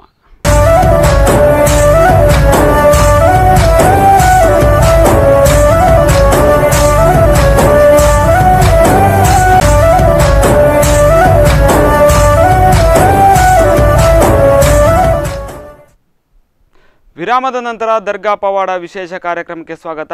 ಎಸ್, ಈಗಾಗಲೇ ಚರ್ಚೆ ಮಾಡಿರೋ ಹಾಗೆ ಕೈಪುಂಜಾಲು ದರ್ಗಾದ ಬಗ್ಗೆ ವಿಶೇಷ ಮಾಹಿತಿಗಳು ಮತ್ತು ಇತಿಹಾಸಗಳು ಹಾಗೂ ಹರಕೆಯ ವಿಧಾನಗಳ ಬಗ್ಗೆ ಮಾತನಾಡ್ತಾ ಇದ್ದೆ. ಎಸ್, ಇದೀಗ ಚರ್ಚೆಯನ್ನು ಅವ್ರ ಜೊತೆ ಮುಂದುವರಿಸ್ತೇನೆ. ಹಮೀದ್ ಅವರೇ, ಯಾವ ರೀತಿಯಾದ ಒಂದು ಹರಕೆಗಳನ್ನು ನೀವು ಸಲ್ಲಿಸುವಂಥದ್ದಾಗಿರ್ಬೋದು, ಹರಕೆಯ ವಿಧಾನಗಳಾಗಿರ್ಬೋದು, ಅಂದರೆ ಹಿಂದೂಗಳ ಸಂಸ್ಕೃತಿಯಲ್ಲಾಗಿರ್ಬೋದು, ಒಂದು ಇಸ್ಲಾಂ ಧರ್ಮದ ಸಂಸ್ಕೃತಿಯಲ್ಲಾಗಿರ್ಬೋದು, ಹಲವಾರು ವಿಭಿನ್ನ ರೀತಿಯಲ್ಲಿ ಹರಕೆಗಳ ವಿಧಾನಗಳಿರುವಂಥದ್ದು. ಈಗ ದೇವಸ್ಥಾನಗಳಿಗೆ ಹೋದರೆ ಅಲ್ಲೂ ಕೂಡ ಸೀರೆಗಳನ್ನು ಕೊಡೋದಾಗಿರ್ಬೋದು, ಮತ್ತೆ ಬೆಳ್ಳಿ ಕಾಯಿನ್ಗಳನ್ನು ಕೊಡುವಂಥದ್ದಾಗಿರ್ಬೋದು, ಮುಂತಾದ ಒಂದು ಹರಕೆಗಳಿದೆ. ಅದೇ ರೀತಿ ಮತ್ತೆ ಮುಡಿಯನ್ನು ಕೊಡುವಂಥದ್ದು, ಮತ್ತೆ ತುಂಬಾ ರೀತಿಯ ಹರಕೆಗಳಿರುವಂಥದ್ದು. ನಿಮ್ಮ ದರ್ಗಾದಲ್ಲಿ ಇಸ್ಲಾಂ ಧರ್ಮಗಳಾಗಿರ್ಬೋದು ಅಥವಾ ಹಿಂದೂ ಧರ್ಮಗಳು ಎಲ್ಲರೂ ಬಂದು ಪೂಜೆ ಮತ್ತು ಪ್ರಾರ್ಥನೆಗಳನ್ನು ಸಲ್ಲಿಸ್ತಾರೆ. ಅದೇ ರೀತಿಯಲ್ಲಿ ಹರಕೆಗಳ ಒಂದು ವಿಧಾನಗಳು ಹೇಗಿದೆ, ಮತ್ತೆ ಇಸ್ಲಾಂ ಧರ್ಮಕ್ಕೆ ಬೇರೆ ರೀತಿಯಾದ ಹರಕೆಗಳು ಅಥವಾ ಹಿಂದೂ ಧರ್ಮಕ್ಕೆ ಬೇರೆ ರೀತಿಯಾದ ಹರಕೆಗಳು ಅಂತಕ್ಕಂಥ ಏನಾದ್ರು ಒಂದು ಡಿವೈಡೇಷನ್ ಏನಾದ್ರು ಇದೆಯಾ, ಅಥವಾ ಎಲ್ಲರಿಗೂ ಒಂದೇ ರೀತಿಯಾದ ಹರಕೆ ವಿಧಾನಗಳ? ಸಾಮಾನ್ಯವಾಗಿ ಅವರವರ ಧರ್ಮಕ್ಕೆ ಅನುಸಾರವಾಗಿ ಕೊಡುವಂಥ ಹರಕೆಯನ್ನು ಕೊಡುವಂಥ ಕ್ರಮ ಇದೆ. ಹಿಂದೂಗಳದ್ದು ಅವರದೇ ಕ್ರಮ ಇದೆ, ತೆಂಗಿನಕಾಯಿ ಹಣ್ಣನ್ನು ಕೊಡುವಂಥದ್ದು. ನಮ್ಮಲ್ಲಿ ಅಂತ ಹೇಳಿದ್ರೆ, ನಮ್ಮಲ್ಲಿ ಮುಖ್ಯವಾಗಿ ಗಂಜಿಯನ್ನು, ಸಿಹಿ ಗಂಜಿಯನ್ನು ನಾವು ಮಾಡ್ತೇವೆ. ಅಲ್ಲಿ ಈ ಜಿಯಾರತಿನ ದಿನ ಸಿಹಿ ಗಂಜಿ ಮಾಡ್ತೇವೆ. ಸಿಹಿ ಗಂಜಿಯ ಬಗ್ಗೆ ಹೇಳೋದಾದ್ರೆ ಒಂಥರ ವಿಶೇಷವಾದ ಗಂಜಿ, ವಿಶೇಷ ಗಂಜಿ, ಅದು ಸಿಹಿ ಗಂಜಿ ಮಾಡ್ತೇವೆ. ಅದು ಸಾಮಾನ್ಯ ಈ ಸಲ 70 ರಿಂದ 80 ಡೇಗ್ ಅಂದರೆ ದೊಡ್ಡ ಪಾತ್ರೆಯಲ್ಲಿ ನಾವು ಗಂಜಿಯನ್ನು ಮಾಡ್ತೇವೆ. ಅದನ್ನೆಲ್ಲ ಮಾಡಿ ನಾವು ಜನರಿಗೆ ಈ ಸಲ 77 ಡೇಗ್ ಗಂಜಿ ನಾವು ಮಾಡಿಸಿದ್ದೇವೆ. ಅದನ್ನೆಲ್ಲ ಮಾಡಿ ನಾವು ಬಂದ ಜನರಿಗೆಲ್ಲ ನಾವು ಕೊಡ್ತೇವೆ.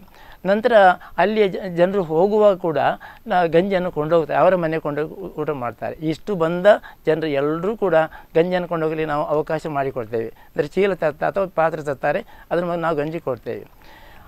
ಅದು ಅಲ್ಲಿ ಅದೇ ರೀತಿಯಲ್ಲಿ ಇದನ್ನು ಈ ಸರಿ ಒಂದು ಸಮಸ್ಯೆ ಅಂತ ಹೇಳಿದ್ರೆ, ನಾವು ಅವರಿಗೆ ದೀಪಾವಳಿ ಬಂದ ಕಾರಣ ದೀಪಾವಳಿ ಮತ್ತೆ ಹೌದು ಒಟ್ಟಿಗೆ ಬಂದ ಕಾರಣ ಅಲ್ಲಿ ಏನಾಯ್ತು ಅಂತ ಹೇಳಿದ್ರೆ, ಈ ಬರುವಂಥ ಭಕ್ತರಿಗೆ ಸ್ವಲ್ಪ ಅಡಚಣೆ, ಪ್ರಾಯಸ್ಥರಿಗೆ ಸ್ವಲ್ಪ ಅಡಚಣೆ ಆಯಿತು.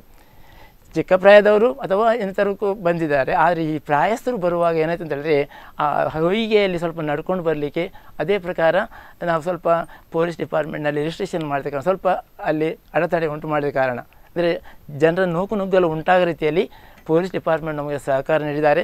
ಅಲ್ಲಿ ಏನಂತ ಹೇಳಿದ್ರೆ ಜನರಿಗೆ ಸ್ವಲ್ಪ ತೊಂದರೆ ಆಗಿರ್ಬೋದು, ಅಂದರೆ ಬರಲಿಕ್ಕೆ ಹೋಗಿ ಸ್ವಲ್ಪ ಅವಕಾಶ. ಆದರೂ ಕೂಡ ಅಷ್ಟೇ ಜನ ಬಂದಿದ್ದಾರೆ, ಕಳೆದ ವರ್ಷ ಬಂದಷ್ಟೇ ಜನ ಬಂದಿದ್ದಾರೆ. ಅದರಲ್ಲಿ ಈ ಪ್ರಾಯದವರಿಗೆ ಸ್ವಲ್ಪ ಬಂದವರಿಗೆ ನಡೀಲಿಕ್ಕೆ ತೊಂದರೆ, ಹೊಯ್ಗೆ ನಡಿ ಸ್ವಲ್ಪ ತೊಂದರೆ ಆಗಿರ್ಬೋದು. ಈ ಬಗ್ಗೆ ನಾವು ಕಮಿಟಿಯವರು ವಿಚಾರಿಸ್ತೇವೆ. ಯಾಕಂದರೆ ಎಲ್ರಿಗೂ, ನಮ್ಮ ಕಮಿಟಿಯವರಿಗೂ ನಮಗೆ ಇದಾಗಿದೆ, ಮನಸ್ಸಿಗೆ ನೋವಾಗಿದೆ. ನಿನ್ನೆ ಕಮಿಟಿಯವರು ಬಂದು ಹೇಳ್ತಾ ಇದ್ರು, ಜನರಿಗೆ ಮತ್ತೆ ಭಕ್ತಾದಿಗಳಿಗೆ ಯಾವುದೇ ರೀತಿಯಾದ ತೊಂದರೆ ಆಗಬಾರ್ದಲ್ಲ, ಯಾರಿಗೂ ತೊಂದರೆ ಆಗಬಾರ್ದು. ಅದು ನಮ್ಮ ಧರ್ಮದವರೇ ಆಗಿರಲಿ, ಅವರಿಗೂ ತೊಂದರೆ ಆಗಬಾರ್ದು. ದೇವರು ಅಂದ್ರೆ ಒಬ್ಬನೇ, ಎಲ್ಲರದ ಭಕ್ತಿ ಕೂಡ ಒಂದೇ. ಎಲ್ಲಾ ಧರ್ಮದವರು ಕೂಡ ಭಕ್ತರೇ, ಪ್ರೀತಿಯಿಂದ ಧರ್ಮದ ಇದಕ್ಕೆ ಬಂದವರು ತಮ್ಮ ಅದನ್ನ ಕೊಡ್ಲಿಕ್ಕೆ ಬಂದವರಲ್ವಾ, ಅಲ್ಲಿ ಅವರಿಗೆ ತೊಂದರೆ ಆಗಿರಬಾರ್ದು. ಆ ಪ್ರಕಾರ ಬಂದಿದ್ದಾರೆ. ಕಷ್ಟವಾದರೂ ಬಂದು ಆ ದರ್ಗದ ಮೇಲಿನ ಅಷ್ಟು ಪ್ರೀತಿಯಿಂದ ಭಕ್ತಿಯಿಂದ ಬಂದು ಅವರು ಸಲ್ಲಿಸಿ ಆ ಸಿಹಿ ಗಂಜಿಯನ್ನು ಊಟ ಮಾಡಿ ಹೋಗಿದ್ದಾರೆ. ಇದು ಅದೇ ರೀತಿಯಲ್ಲಿ ಇನ್ನೊಂದು ಹರಕೆ ಅಂತ ಹೇಳಿದ್ರೆ, ಬೆಳ್ಳಿಯ ವಸ್ತುಗಳು. ಸಾಮಾನ್ಯ ಅಲ್ಲಿ ಮಕ್ಕಳಿಲ್ಲ ಇದ್ದಾಗ ಅದಕ್ಕೆ ಬೆಳ್ಳಿ ತೊಟ್ಟಿಲಿನಲ್ಲಿ ಚಿನ್ನದ ಮಗುವನ್ನು ಕೊಡುವಂಥ ಒಂದು ಹರಕೆ.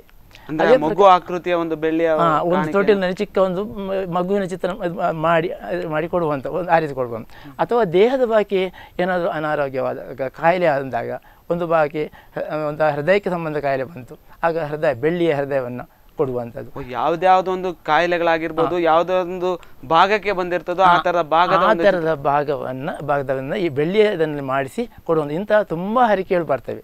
ನರಗಳಿಗೆ ಸಂಬಂಧಪಟ್ಟಾಗ ನರಗಳನ್ನು ಕೊಡ್ತಾರೆ, ಅಥವಾ ಇನ್ನಿತರ ಕೈ ಕಾಲುಗಳಿಗೆ ಬಂದಾಗ ಕೈ ಕಾಲು ಕೊಡ್ತಾರೆ. ಈ ಪ್ರಕಾರ ಬೆಳ್ಳಿಯ ಹಲವಾರು ಬರ್ತದೆ. ಅಲ್ಲಿ ಎರಡನೇ ಒಂದು ಇದಂತ ಹೇಳಿದ್ರೆ ಬೆಳ್ಳಿಯ ಹರಕೆ. ಒಂದನೇದು ಗಂಜಿ ಹರಕೆ. ಏನು ಕಾಯಿಲೆ ಬಂದಾಗ ನಾವು ಒಂದು 5 ಸೇರು ಅಕ್ಕಿ ಕೊಡ್ತೇವೆ, ಬೆಲ್ಲದ ಕಾಯಿ ಕೊಡ್ತೇವೆ ಅಂತ ಹೇಳ್ತಾರೆ. ಅಥವಾ ಈ ಏನಾದರೂ ದೇಹಕ್ಕೆ ಏನು ಕಾಯಿಲೆ ಬಂದಾಗ ಈ ಪ್ರಕಾರ ಬೆಳ್ಳಿಯ ವಸ್ತುವನ್ನು ಕೊಡ್ತೇನೆ ಹೇಳ್ತಾರೆ. ಅವರವರ ಅನುಕೂಲಕ್ಕೆ ಅನುಸಾರವಾಗಿ ಅವರವರ ಒಂದು ಮನೋಭಾವನೆಗೆ ಅಂತಾಗಿ ಕೊಡ್ತಾ ಇದ್ದಾರೆ. ಆ ಪ್ರಕಾರ ಅದು ವರ್ಷಂಪ್ರತಿ ನಡೀತಾ ಬರ್ತದೆ. ಬೆಳ್ಳಿಯ ವಸ್ತುಗಳು ನಮ್ಮಲ್ಲಿ ಬಂದಿವೆ. ಈ ಗಂಜಿಗಾಗಿ ಈ ಜನರಿಂದ ಬಂದ ನಾವು ತರಿಸ್ತೇವೆ. ನಾವು ಕನಿಷ್ಠ ಪಕ್ಷ ಒಂದು 50 ಒಂದು ಡೇಗಿನಷ್ಟು ತರಿಸ್ತೀವಿ. ಉಳಿದ 20 ಡೇಗಿನಷ್ಟಾದರೂ ಈ ಜನರಿಂದ ಬಂದಂಥ ಹರಿಕೆ ಉಂಟಲ್ವಾ, ಅದರಿಂದ ನಾವು ಗಂಜಿಯನ್ನು ಮಾಡಿ ಕೊಡ್ತೇವೆ. ಯಾರನ್ನೂ ಹಿಂದೆ ಕಳಿಸುವುದಿಲ್ಲ. ಕೊನೆಗಳಿಗೆಯಲ್ಲಿ ಸ್ವಲ್ಪ ಜಾಸ್ತಿಯೇ ಮಾಡ್ತೇವೆ. ಅಂದರೆ ಆ ಊರಿನವರಿಗೆ ಹಂಚಿಕೊಳ್ಬೇಕು. ಯಾಕಂದರೆ ಪಾಪ ಊರಿನವರು ಬಾರದೇ ಇರ್ಬೋದು, ಅದನ್ನೆಲ್ಲ ಊರಿನವರಿಗೆ ನಾವು ಹಂಚಿಕೊಡ್ತೇವೆ. ಅದು ನಮ್ಮಲ್ಲಿ ಅವರು ಇಟ್ಟ ಪ್ರೀತಿಗೆ ನಮ್ಮ ಒಂದು ಉತ್ತರ ಅಂತ ಹೇಳ್ಬೋದು. ಮತ್ತೆ ಈ ಒಂದು ದರ್ಗಾದ ವಿಷಯದಲ್ಲಿ ಆಗಿರ್ಬೋದು, ಇಲ್ಲಿನ ಒಂದು ಪ್ರತಿ ವರ್ಷದ ಆಚರಣೆಯ ವಿಷಯದಲ್ಲಿ ಹೇಳೋದಾದ್ರೆ, ಹಿಂದೂ ಸಂಘಟನೆಗಳು ಮತ್ತು ಇಸ್ಲಾಂ ಸಂಘಟನೆಗಳ ಒಂದು ಆಚರಣೆಗೆ ನೀಡ್ತಾ ಇರ್ತಕ್ಕಂಥ ಒಂದು ಪ್ರೋತ್ಸಾಹ ಆಗಿರ್ಬೋದು ಅಥವಾ ಒಂದು ಸಪೋರ್ಟ್ ಆಗಿರ್ಬೋದು, ಹೇಗಿದೆ ಸಪೋರ್ಟ್? ನಮ್ಮಲ್ಲಿ ಕೂಡ 1-2 ಸಂಘಟನೆಗಳಿವೆ. ನಮ್ಮ ಯುವಕರ 1-2 ಸಂಘಟನೆಗಳಿವೆ. ಅವರು ಮುತುವರ್ಜಿ ವಹಿಸಿ ಬರ್ತಾರೆ. 2 ಸಂಘಟನೆಗಳು ಉಂಟು.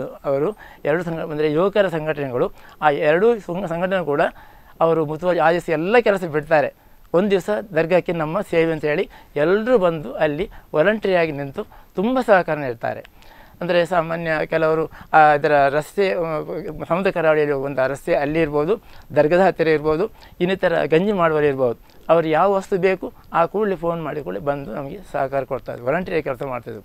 ತುಂಬ ಮಂದಿ ವಾಲಂಟ್ರಿಯರ್ಸು ಇದರಲ್ಲಿ ಕೆಲಸ ಮಾಡಿದ್ದಾರೆ. ಆದ ಕಾರಣ ನಮಗೆ ಯಾವ ರೀತಿ ತೊಂದರೆ ಆಗಲಿಲ್ಲ. ಮತ್ತೆ ಅದೇ ಹೇಳೋದಾದ್ರೆ ಹಿಂದೂ ಸಂಘಟನೆಗಳು ಮತ್ತು ಇಸ್ಲಾಂ ಸಂಘಟನೆಗಳಿಂದ ಎಲ್ಲಾ ರೀತಿಯ ಸಪೋರ್ಟ್ಗಳು ಕೂಡ ನಿಮಗೆ ಸಿಕ್ಕಿರುವಂತದ್ದು ಅಲ್ಲಿ. ಮತ್ತೆ ಅದೇ ರೀತಿ ಹಿಂದೂಗಳಾಗಿರ್ಬೋದು ಮುಸ್ಲಿಮರಾಗಿರ್ಬೋದು ಇರುವಂತಹ ಒಗ್ಗಟ್ಟನ್ನು ನೋಡಿದಾಗ ಎಲ್ಲೋ ಒಂದ್ ಕಡೆ ನಮ್ಮ ದೇಶದಲ್ಲೂ ಕೂಡ ಈ ಒಗ್ಗಟ್ಟು ಬೇಕು, ಎಲ್ಲೋ ಒಂದ್ ಕಡೆ ಅತ್ಯುಗ್ರ ಮತಾಂಧತೆ ಅಂತಕ್ಕಂಥದ್ದು ಈ ದೇಶವನ್ನ ಕಿತ್ತು ತಿಂತಾ ಇದೆಯಾ ಅಂತಕ್ಕಂಥ ಕೆಲವು ಪ್ರಶ್ನೆಗಳು ಮೂಡ್ತಾ ಇದೆ. ಯಾಕೆ ಅಂತಂದ್ರೆ ಇತ್ತೀಚಿನ ದಿನಗಳಲ್ಲಿ ನೋಡೋದಾದ್ರೆ ಕೋಮುವಾದದಿಂದ ಕೋಮುಗಲಭೆಯಿಂದ ಪ್ರಕರಣಗಳು ಸಾಕಷ್ಟಿದೆ. ಮತ್ತೆ ಈಗ ನಾಡಿದ್ದು ಬರ್ತಾ ಇರ್ತಕ್ಕಂಥದ್ದು ಟಿಪ್ಪು ಜಯಂತಿ. ಹಲವಾರು ಈಗೊಂದು 2-3 ವರ್ಷಗಳಿಂದ ಟಿಪ್ಪು ಜಯಂತಿ ಆದಮೇಲೆ ಆಕ್ರೋಶಗಳು, ಪ್ರತಿಭಟನೆಗಳು ಎಲ್ಲ ಮೇಳೈಸ್ತಾ ಇರುವಂಥದ್ದು. ಯಾಕೆಂತಂದ್ರೆ ತುಂಬಾ ಪ್ರತಿಭಟನೆಗಳಾಗಿರ್ತಕ್ಕಂಥದ್ದು. ಇದನ್ನೆಲ್ಲ ನೋಡಿದಾಗ ಎಲ್ಲೋ ಒಂದ್ ಕಡೆ ಕೋಮುವಾದ ಅಂತಕ್ಕಂಥದ್ದು, ಕೋಮುಗಲಭೆ ಅಂತಕ್ಕಂಥದ್ದು ಮುಂದಿನ ದಿನಗಳಲ್ಲಿ ಇನ್ನು ಜಾಸ್ತಿ ಆಗುತ್ತಾ ಅಂತಕ್ಕಂಥ ಪ್ರಶ್ನೆಗಳು. ಯಾಕೆ ಅಂತಂದ್ರೆ ನಾವೆಲ್ಲ ಒಂದೇ ಅಂತಕ್ಕಂಥ ಭಾವನೆಗಳು ಯಾಕೆ ಜನರ ಮನಸ್ಸಲ್ಲಿ ಮೂಡ್ತಾ ಇಲ್ಲ ಅಂತಕ್ಕಂಥ ಪ್ರಶ್ನೆಗಳು ಮೂಡ್ತಾ ಹೋಗ್ತದೆ. ಯಾಕಂತಂದ್ರೆ ನಿಮ್ಮ ಒಂದು ಕೈಪುಂಜಾಲ ದುರ್ಗದ ಸಮೀಪ ಎಲ್ಲ ನೋಡ್ತಾ ಇದ್ರೆ ಹಿಂದೂಗಳು ಮತ್ತು ಮುಸ್ಲಿಂ ಬಾಂಧವರು ಎಷ್ಟು ನೀವೊಂದು ಬಾಂಧವ್ಯದಿಂದ ಇದ್ದೀರಿ ಅಂತಕ್ಕಂಥದ್ದು ನೋಡಿದ್ರೆ ಗೊತ್ತಾಗುತ್ತೆ. ಇದೇ ಒಳ್ಳೆ ಬಾಂಧವ್ಯ, ಇದೇ ಒಳ್ಳೆ ಒಂದು ಪರಿಸರ ಅಂತಕ್ಕಂಥದ್ದು ಇಡೀ ಕರ್ನಾಟಕಕ್ಕೆ ಬೇಕು, ಇಡೀ ದೇಶಕ್ಕೆ ಬೇಕು ಅಂತಕ್ಕಂಥದ್ದು ಒಂದು ಸ್ಪಷ್ಟ ಸಂದೇಶವಾಗಿರುವಂಥದ್ದು. ಅದೇ ಸಾಮಾನ್ಯವಾಗಿ ನಮ್ಮ ಅಲ್ಲಿ ಕಂಡು ಬರೋದು ಕಾಪು ಕೈಪುಂಜಾಲಲ್ಲಿ ಕಂಡಂಥ ಇಂಥ ಒಂದು ಸಾಮರಸ್ಯ, ಹಿಂದೂ ಮುಸ್ಲಿಮರ ಒಂದು ಬಾಂಧವ್ಯ ಇದೇ ರೀತಿ ನಮ್ಮ ರಾಜ್ಯದಲ್ಲಿ ಆಗಲಿ ನಮ್ಮ ದೇಶದಲ್ಲಿ ಅದೇ ರೀತಿ. ಆದರೆ ಇಂಥ ಒಂದು ಸನ್ನಿವೇಶ ಬರೋದಿಲ್ಲ. ಆ ರೀತಿ ಇರುವಾಗ ನಾವು ಟಿಪ್ಪು ಜಯಂತಿಯನ್ನು ಮಾಡ್ಬೋದು ಅಥವಾ ವಾಲ್ಮೀಕಿ ಜಯಂತಿಯನ್ನು ಮಾಡ್ಬೋದು. ಅಲ್ಲಿ ಸಹಕಾರ ಮಾಡ್ಬೋದು ಅನ್ನೋದಕ್ಕಿಂತ ಹೆಚ್ಚಾಗಿ ತುಂಬಾ ಸುಂದರವಾಗಿ ಬಾಂಧವ್ಯದಿಂದ ಅದನ್ನಕ್ಕೆ ಇದು ಮಾಡಬೇಕಿಲ್ಲ. ನಮ್ಮಲ್ಲಿ ಬಾಂಧವ್ಯದಿಂದ ಅಂತ ದೊಡ್ಡ ಮನೋಭಾವನೆಯನ್ನು, ದೊಡ್ಡ ಮನಸ್ಸನ್ನು ಮಾಡಿದರೆ ಯಾವ ಆಚರಣೆಯನ್ನು ಮಾಡ್ಬೋದು. ಅಲ್ಲಿ ಅವರು ಇವರೆಂಬ ಭಾವನೆ ಅದನ್ನು ಕಟ್ಟಿಕೊಳ್ಳುವುದು ಅಲ್ಲಿ ಬರುವುದಿಲ್ಲ. ಮತ್ತೆ ಇತ್ತೀಚಿನ ದಿನಗಳಲ್ಲಿ ನೋಡ್ತಾ ಇದ್ರೆ ಆ ಟಿಪ್ಪು ಜಯಂತಿ ಆದ ಸಂದರ್ಭದಲ್ಲಿ ಹಿಂದಿನ ವರ್ಷ ಅಲ್ಲ, ಅದಕ್ಕೂ ಹಿಂದಿನ ವರ್ಷ 2 ವರ್ಷದ ಹಿಂದೆ ಆಯ್ತು. ಅಂತ ಸಂದರ್ಭದಲ್ಲಿ ಆಕ್ರೋಶಗಳು ಉಂಟಾದವು, ಪ್ರತಿಭಟನೆಗಳು ಉಂಟಾದವು, ಸಾವು ನೋವುಗಳು ಕೂಡ ಸಂಭವಿಸಿತು. ಅದು ಧರ್ಮದ ವಿಷಯ ಅನ್ನೋದಕ್ಕಿಂತ ಹೆಚ್ಚಾಗಿ ಆ ವ್ಯಕ್ತಿಯ ವಿಷಯವೂ ಕೂಡ ಆ ವಿಷಯಕ್ಕೆ ಮೇಲ್ಪಟ್ಟಿತ್ತು. ಆ ಪ್ರತಿಭಟನೆ ಹಿಂದಿನ ಒಂದು ಆಕ್ರೋಶಕ್ಕೆ ಕಾರಣವಾಗಿತ್ತು. ನಂತರ ದಿನಗಳಲ್ಲಿ ಹಿಂದೆ ಶ್ರೀರಾಮ ಮಂದಿರದ ಒಂದು ಅಯೋಧ್ಯೆಯಲ್ಲಿರ್ತಕ್ಕಂಥ ಶ್ರೀರಾಮ ಮಂದಿರದ ವಿಷಯವನ್ನು ಕೂಡ ತಗೊಂಡ್ರೆ ಅಲ್ಲೂ ಅಷ್ಟೇ ಹಿಂದೂ ಮುಸ್ಲಿಂ ಗಲಾಟೆಗಳು, ಕೋಮು ಗಲಭೆಗಳು, ಕೋಮುವಾದಗಳು ನಡೆದಿರುವಂಥದ್ದು. ಇದು ಕೇವಲ ಈ 2 ವಿಷಯಕ್ಕೆ ಸಂಬಂಧಿಸಿದಲ್ಲ, ದೇಶದ ಹಲವಾರು ಕಡೆಗಳಲ್ಲಿ ಕೋಮು ಗಲಭೆಗಳಾಗ್ತಾ ಇರ್ತಕ್ಕಂಥದ್ದು. ಅದೇ ರೀತಿ ಎಲ್ಲ ವಿಷಯಗಳು ಕೂಡ ಇದೇ ರೀತಿ ದರ್ಗಾದಲ್ಲಿ ಆಗ್ತಾ ಇರ್ತಕ್ಕಂಥ ಒಂದು ಬಾಂಧವ್ಯ ಆಗಿರ್ಬೋದು, ಹಿಂದೂ ಮುಸ್ಲಿಮರ ಒಂದು ಪ್ರೀತಿ ಪ್ರೋತ್ಸಾಹಗಳಾಗಿರ್ಬೋದು, ಇಡೀ ಕರ್ನಾಟಕಕ್ಕೆ ಅಥವಾ ಇಡೀ ಒಂದು ದೇಶಕ್ಕೆ ಈ ಒಂದು ಸಂದೇಶ ಬರಬೇಕು. ಈ ಒಂದು ಸ್ಪಷ್ಟ ಸಂದೇಶ ಪ್ರತಿಯೊಬ್ಬರ ಒಂದು ಮುಸ್ಲಿಮರಿಗಾಗಿರ್ಬೋದು, ಹಿಂದೂಗಳಿಗಾಗಿರ್ಬೋದು, ಪ್ರತಿಯೊಬ್ಬರಿಗೂ ಬರಬೇಕು ಅಂತ ಅನ್ಸೋದಿಲ್ಲ ನಿಮ್ಗೊಂದ್ಸರಿ? ಖಂಡಿತ ಅನಿಸ್ತದೆ, ಪ್ರತಿಯೊಬ್ಬರಿಗೂ ಅನಿಸ್ಬೇಕು. ಇದು ನಿಮಗೆ ಹೇಗೋ ಅನ್ಸುತ್ತೆ ಬಿಡಿ. ಮತ್ತೆ ಖಂಡಿತ ಅನಿಸ್ತದೆ. ಇಂಥ ಒಂದು ಮನೋಭಾವನೆ ಎಲ್ಲರಲ್ಲಿ ಬಂದರೆ ಸಾಮಾನ್ಯ ಹೇಳ್ತಾರೆ. ಈಗ ಇವನು ಅಯೋಧ್ಯೆಯಲ್ಲಿ ಆಗಿರ್ಬೋದು, ಅಲ್ಲಿಯ ಮುಸ್ಲಿಮರು ತುಂಬ ಒಳ್ಳೆ ರೀತಿಯಲ್ಲಿ ಹಿಂದೂಗಳ ಹತ್ರ ಇದ್ದಾರೆ. ಅಲ್ಲಿ ಯಾವ ರೀತಿಯಲ್ಲಿ ಅವರಲ್ಲಿ ಮನೋಭಾವನೆ, ಈ ಕೋಮು ಭಾವನೆ ಇಲ್ಲ, ಪ್ರೀತಿಯಿಂದ ಇದ್ದಾರೆ, ಹಿಂದೂ ಅಷ್ಟು ಒಳ್ಳೆ ರೀತಿಯಲ್ಲಿ ಇದ್ದಾರೆ. ಆದರೆ ಈ ರಾಜಕೀಯ ವ್ಯಕ್ತಿಗಳು ಅದನ್ನು ಕಟ್ಟಿಕೊಡ್ತಾರೆ ಅಷ್ಟೇ. ರಾಜಕೀಯ ವ್ಯಕ್ತಿಗಳಿಂದಾಗಿ ರಾಮನ ಅಯೋಧ್ಯೆಯಲ್ಲಿ ಇಂತಹ ಸನ್ನಿವೇಶ ಉಂಟಾಗಿದೆ ಅಷ್ಟೇ. ಅದೇ ರೀತಿಯಲ್ಲಿ ಇಲ್ಲೂ ಕೂಡ ಅಷ್ಟೇ. ಟಿಪ್ಪುನ ಜನ್ಮದಿನಾಚರಣೆ ಇರ್ಬೋದು, ವಾಲ್ಮೀಕಿ ಜನ್ಮದಿನಾಚರಣೆ ಇರ್ಬೋದು, ಅಲ್ಲಿ ಕೂಡ ಅಷ್ಟೇ ಮನಸ್ಸಲ್ಲಿ ದೊಡ್ಡ ಮನಸ್ಸನ್ನು ಮಾಡಿದರೆ ಅಲ್ಲಿ ಆ ಇದು ಬರುವುದಿಲ್ಲ. ನಮ್ಮಲ್ಲಿ ಆ ಭಾವೈಕ್ಯತೆ ಬೇಕಷ್ಟೇ. ಭಾವೈಕ್ಯತೆಯ ಮೂಲಕ ಪ್ರತಿಯೊಂದು ಧರ್ಮವೂ ಕೂಡ ಒಂದೇ ಅನ್ನೋದನ್ನ ಸಾರಬೇಕಾಗಿದೆ. ಯಾಕೆ ಅಂತಂದ್ರೆ ಎಲ್ಲಾ ಧರ್ಮವೂ ಕೂಡ ಒಂದೇ, ಹಿಂದೂ ಆಗಿರ್ಬೋದು, ಮುಸ್ಲಿಂ ಆಗಿರ್ಬೋದು, ಕ್ರೈಸ್ತ ಆಗಿರ್ಬೋದು, ಎಲ್ಲ ದೇವರು ಕೂಡ ಒಂದೇ, ಎಲ್ಲ ಧರ್ಮವೂ ಕೂಡ ಒಂದೇ. ಇದಕ್ಕೆಲ್ಲ ಸ್ಪಷ್ಟ ನಿದರ್ಶನ ಅಂತಂದ್ರೆ ಕೈಪುಂಜಾಲು ದರ್ಗಾ ಅಂತಕ್ಕಂಥದ್ದು. ಇದನ್ನ ಎಲ್ಲೋ ಒಂದು ಪೂಜಾ ವಿಧಿ ಆಗಿರ್ಬೋದು, ಪ್ರಾರ್ಥನಾ ವಿಧಿಗಳಾಗಿರ್ಬೋದು, ಎಲ್ಲವೂ ಕೂಡ ಅಲ್ಲಿ ಒಂದೇ ರೀತಿ ಬಾಂಧವ್ಯತೆಯಿಂದ ಮೇಳೈಸ್ತಾ ಇರ್ತಕ್ಕಂಥದ್ದು. ಹೌದು. ಮತ್ತೆ ಇಲ್ಲಿನ ಒಂದು ಕೈಪುಂಜಾಲು ದರ್ಗಕ್ಕೆ ರಾಜಕೀಯ ಮುಖಂಡರ ಒಂದು ಸಹಕಾರ ಹೇಗಿದೆ, ಮತ್ತೆ ಧಾರ್ಮಿಕ ಮುಖಂಡರ ಸಹಕಾರ ಆಗಿರ್ಬೋದು. ಅಂದ್ರೆ ನೀವು ಈಗಾಗಲೇ ಹೇಳಿದ್ರಿ ಪೊಲೀಸರ ಒಂದು ಸಹಕಾರ ತುಂಬಾ ಅದ್ಭುತವಾಗಿದೆ ಅಂತ. ಅದು ಎಲ್ಲದು ಇವೆರಡು ಮೂರುಗಳನ್ನ ಹೇಳೋದಾದ್ರೆ ಒಂದು ರಾಜಕೀಯ ಮುಖಂಡರು, ಮತ್ತೆ ಧಾರ್ಮಿಕ ಮುಖಂಡರು, ಮತ್ತೆ ಪೊಲೀಸರ ಒಂದು ಸಹಕಾರ ಹೇಗಿದೆ? ಪೊಲೀಸ್ ಸಹಕಾರಕ್ಕೆ ನಾವು ಅದು ಯಾವ ರೀತಿ ಹೇಳಬೇಕಂತ ಅರ್ಥ ಆಗೋದಿಲ್ಲ, ಅಷ್ಟು ನಮಗೆ ಹೆಲ್ಪ್ ಮಾಡಿದ್ದಾರೆ. ಇತ್ತೀಚೆಗೆ ಈ ಜಿಯಾರತ್ನಲ್ಲಿ ನಮಗೆ ಅವರ ಸಹಕಾರ ಅಪಾರವಾಗಿದೆ ಅಂತ ಹೇಳ್ಬೋದು. ಸಾಮಾನ್ಯವಾಗಿ ಪೊಲೀಸ್ ಡಿಪಾರ್ಟ್ಮೆಂಟ್ನಲ್ಲಿ ನಿನ್ನೆ ರಿಸರ್ವ್ ಪೊಲೀಸನ್ನು ತರಿಸಿದ್ದಾರೆ. ಉಳಿದ ಪೊಲೀಸ್, ಕಾಪು ಪೊಲೀಸ್ ಅಲ್ಲದೆ ಉಳಿದ ಎಲ್ಲ ಪೊಲೀಸಿನ ವ್ಯವಸ್ಥೆ ಅವರು ಮಾಡಿದ್ದಾರೆ ಅಂತ ಹೇಳಿದ್ರೆ ಇಲ್ಲಿ ಯಾವುದೇ ರೀತಿಯ ಒಂದು ತೊಂದರೆ ಕೋಮು ಅದಕ್ಕೆ ತೊಂದರೆ ಆಗಬಾರ್ದು ಎಂಬ ಒಂದು ಉದ್ದೇಶ ಇಟ್ಕೊಂಡು 1 ತಿಂಗಳ ಮೊದಲಿನಿಂದಲೇ ಪೊಲೀಸ್ ಡಿಪಾರ್ಟ್ಮೆಂಟ್ ನಮ್ಮೊಟ್ಟಿಗೆ ಸಹಕರಿಸಿದೆ. ಆಗ ನಮ್ಮನ್ನು ಕರೀತಾ ಇತ್ತು, ಕರೆದು ಶಾಂತಿ ಸಭೆಯನ್ನು ನಡೆಸುವಂಥ ಒಂದು ಸನ್ನಿವೇಶವನ್ನು ಕೂಡ ಮಾಡಿದೆ. ಮತ್ತು ನಮಗೂ ಕೂಡ ಡೈರೆಕ್ಷನ್ ಕೊಡ್ತಾಯಿದ್ರು. ಆ ಮೂಲಕ ನಮಗೆ ಎಲ್ಲ ರೀತಿಯಲ್ಲಿ ಪೊಲೀಸ್ ಡಿಪಾರ್ಟ್ಮೆಂಟ್ ನಮಗೆ ಸಹಕಾರ ನೀಡಿದೆ. ಆ ಬಗ್ಗೆ ಎರಡು ಮಾತಿಲ್ಲ. ಇನ್ನು ರಾಜಕೀಯ ಮುಖಂಡರಾಗಿರ್ಬೋದು, ಧಾರ್ಮಿಕ ಮುಖಂಡರುಗಳ ಬಗ್ಗೆ ಹೇಳೋದಾದ್ರೆ, ರಾಜಕೀಯ ಮುಖಂಡರು ಕೂಡ ಇಂಡೈರೆಕ್ಟ್ ಅಂದರೆ ಅವರಿಗೆ ಅಲ್ಲಿಗೆ ಬಂದು ಆ ಸಮಾರಂಭದಲ್ಲಿ ನಿಲ್ಲಲಿಕ್ಕೆ ಅವಕಾಶ ಇಲ್ಲ. ಆದರೆ ನಾವು ಹೋದಾಗ ನಮಗೆ ಬೆನ್ನು ತಟ್ಟಿ ಸಹಕಾರವನ್ನು ಕೊಟ್ಟಿದ್ದಾರೆ. ನಮಗೆ ನಾವು ಹಿಂದೆ ಇದ್ದೇವೆ, ನೀವು ಅದನ್ನು ಒಳ್ಳೆ ರೀತಿಯಲ್ಲಿ ಮಾಡಿ ಎಂಬುದಾಗಿ ನಮಗೆ ಸಹಕಾರವನ್ನು ಕೊಟ್ಟಿದ್ದಾರೆ. ಅಂದರೆ ಆ ಸಂದರ್ಭದಲ್ಲಿ ಅವರಿಗೆ ಕಾರಣಾಂತರಗಳಿಂದ ಅಲ್ಲಿಗೆ ಬರಲಿಕ್ಕೆ ಅವಕಾಶ ಇರಲಿಲ್ಲ, ಆದರೂ ನಮಗೆ ಸಹಕಾರ ನೀಡಿದ್ದಾರೆ ಫೋನ್ ಮೂಲಕ, ಹಾಗೂ ಅಲ್ಲಿ ಹೋದಾಗ ಬೆನ್ನು ತಟ್ಟಿ ಸಹಕರಿಸಿದ್ದಾರೆ. ಇನ್ನು ಧಾರ್ಮಿಕ ಮುಖಂಡರು ಅಷ್ಟೇ, ಧಾರ್ಮಿಕ ಮುಖಂಡರು ಕೂಡ ನಮಗೆ ತುಂಬ ಸಹಕಾರ ನೀಡಿದ್ದಾರೆ. ಇನ್ನು ಈ ಒಂದು ಸಫರ್ ಜಿಯಾರತ್ ಬಗ್ಗೆ ಹೇಳೋದಾದ್ರೆ, ಈಗಾಗಲೇ ಅದೊಂದು ಪವಿತ್ರವಾದ ಆಚರಣೆ ಅಂತಕ್ಕಂಥ ಮಾತುಗಳನ್ನ ಹೇಳಿದ್ರಿ. ನಂತರ ಆ ಸಫರ್ ಜಿಯಾರತ್ ನಂತರ ಬರುವಂತ ಆಚರಣೆಗಳು ಯಾವ್ದು? ನಮಗೆ ಇನ್ನು ಬರುವಂಥದ್ದು ಮಿಲಾದುನ್ ನಬಿ ಅಂತ ಬಂತು. ಅದನ್ನ ತಿಂಗಳಲ್ಲಿ ಹೆಚ್ಚಿನ ಅಂಶ ನಾಳೆಯಿಂದ ಆರಂಭ ಇದಾಗ್ತದೆ. ಒಂದು ನಮಗೆ 12ರಲ್ಲಿ ಒಂದು 12 ದಿವಸ ನಂತರ, ಚಂದ್ರ ದರ್ಶನ 12 ದಿವಸ ನಂತರ ನಮಗೆ ಮಿಲಾದುನ್ ನಬಿ ಅಥವಾ ಈದ್ ಮಿಲಾದ್ ಹೇಳ್ತೇವೆ, ಅದು ಬರ್ತದೆ.